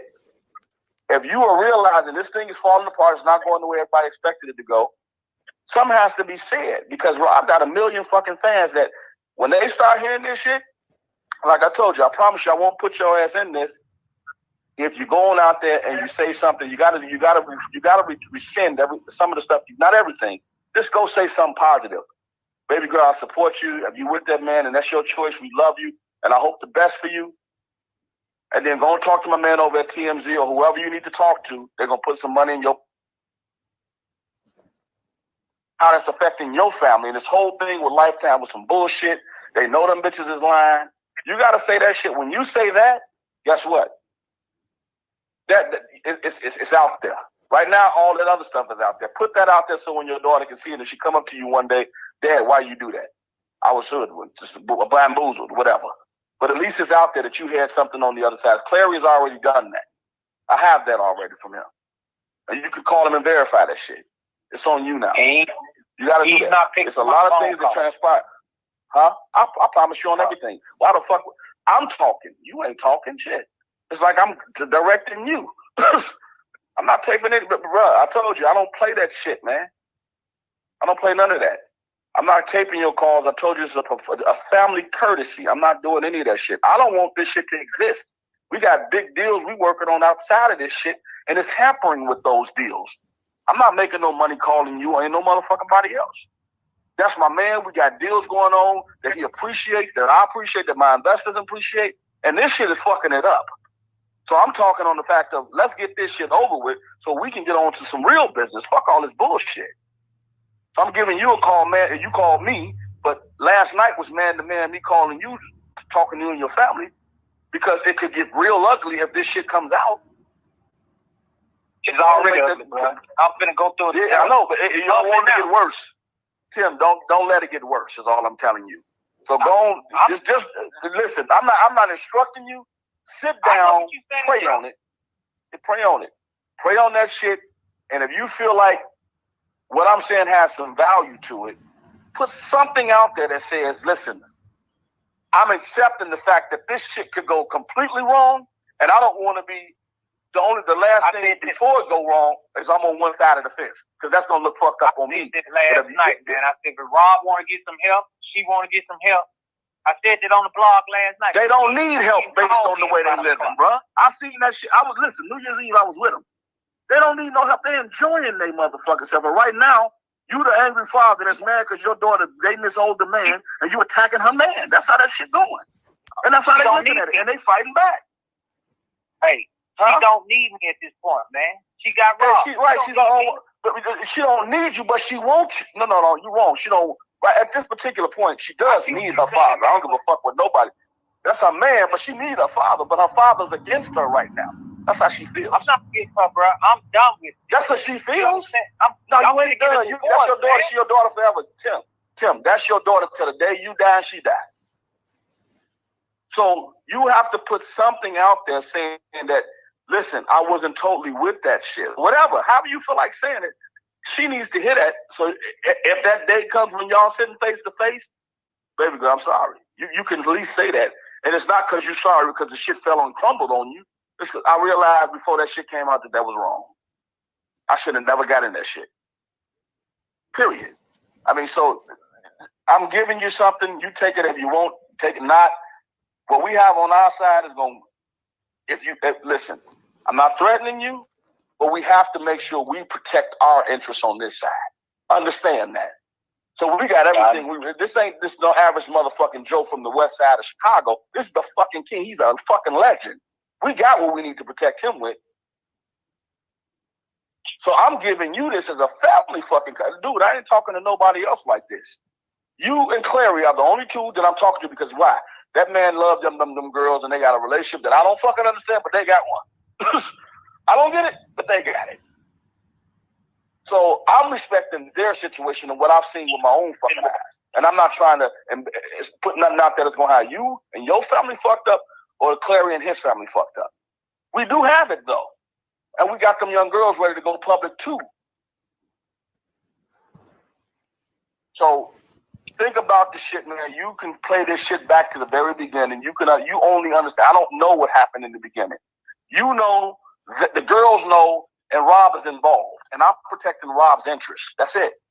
But play it back to the beginning. If some shit happened along the way that you think, maybe I should have did that, then you owe it to yourself to tell somebody on the other side. That's all it is. And that's the only way God's going to correct your karma on this shit. Go ahead, bro. Can I say this? Yeah, you can. From the beginning, brother, I've never did anything to where my daughter wasn't satisfied with me. Not one bit. And from my father passing to my mother right now that's in front of me, from me going through a marriage that I had for 20 years, that's down the toilet at this point, when I say I'm done, I wouldn't give a fuck if the moon came out on me right now. I'm done fucking with my daughter. I'm done fucking with this shit. I'm done with this whole shit, bro. And if I have to do what I have to do, I'm a self-made man. If my daughter didn't tell you, I'm a self-made man. So at the end of the day, I'm done with this shit, bro. This shit is killing my whole vibe. From my wife, from my daughter, from all this shit. And you know what you have to do? When you have a vibe like that, you cut that shit off and you keep it moving. You got 2 daughters, dog. You can't just cut it off. You don't just have 1 daughter. You got 3, and they need you. I got 2 other daughters, and I promise you. Yeah, listen, Tim. I can't honor what you're saying, bro. Listen, hear me out, man. I can't honor that shit at all because I wish I had 1. So what you saying right now? That's chicken shit. Shit, I ain't trying to hear that, bro. Are you a savage? Shit, no. You gotta play that back, bro. You did something in this to make your karma what the fuck it is. Own that shit. Because you see the way they're coming at him. You see the way all these rumors and fucking lies that you know are lies, and the way they're coming at him. Imagine when because y'all telling y'all side first. When the motherfucking direction switched to his response, and it comes out there. Oh my God. They're gonna look at you real strange, man. Wherever you gonna do business. Calling me now, man. I'm gonna hit you right back. I'm gonna hit you right later. All right.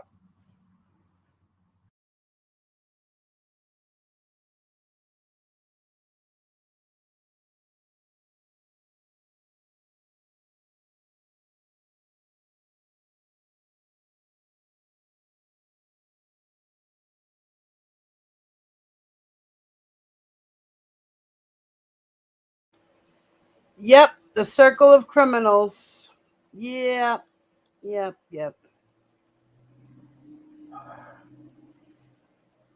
Mommy, you want to know what he did? He started the whole thing. That's what he did. He started the whole investigation into R. Kelly again. That's what he did. So Don was trying to convince him to go to TMZ and tell people that he was lying. The mind games, the intimidation. Don is full of shit. Reverse psychology, mind games. He knows how to play them. He said he's worked doing this and doing that, right? Social work and stuff like that, he said. Man, fuck that. Joy needs to take her ass home or elsewhere far from R. Kelly and his enablers. That's right, Les Smith. Love is fair. What's up, Tom Bella? What's up, Pettyville? What's up, everybody that walked into the building? What's up, Noni? Don, what is his side? I'll wait for the answer from Levi. Yeah, these manipulation and timid tactic, yes, they are. They are. It's creepy. Oh, that's why she mad. Oh, my God. No, the daughter's mad because the father put out her business about her having herpes and also saying that she was a sex slave and that she had Stockholm syndrome and that she was being held against her will. That's what that's about, Noonie. That's why she was mad, according to R. Kelly and Don Russell. He put the spotlight on the whole RSK. Thank you, Tim Savage. Justice for victims, kids, and adults. Exactly. Well, guys, please make sure that you know what to do before you leave me, okay? Make sure you hit that like button, guys. All right? If you're not subscribed to the channel, please do so. And hit that notification bell on all.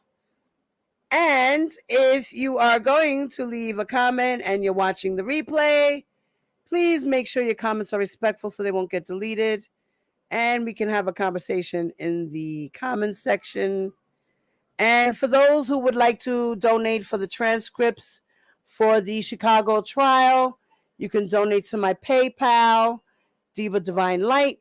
You can donate to my Cash App at Diva Divine Light. You can also Zelle me at 347-664-9253. All right, so I accept all three ways of donations for the transcripts, okay? And guys, Diva Divine Light is out. Y'all already know. That was a lot. I will probably be coming back. Hey, the Unspoken Truth. What's up, baby? Welcome, welcome. Sorry you're about to, you just jumped in at the end of the live. I'm about to close out, but make sure you hit rewind, replay, watch the show, like the show. Make sure you subscribe to the channel if you are not subscribed. And Diva Divine Light is out, y'all. Peace.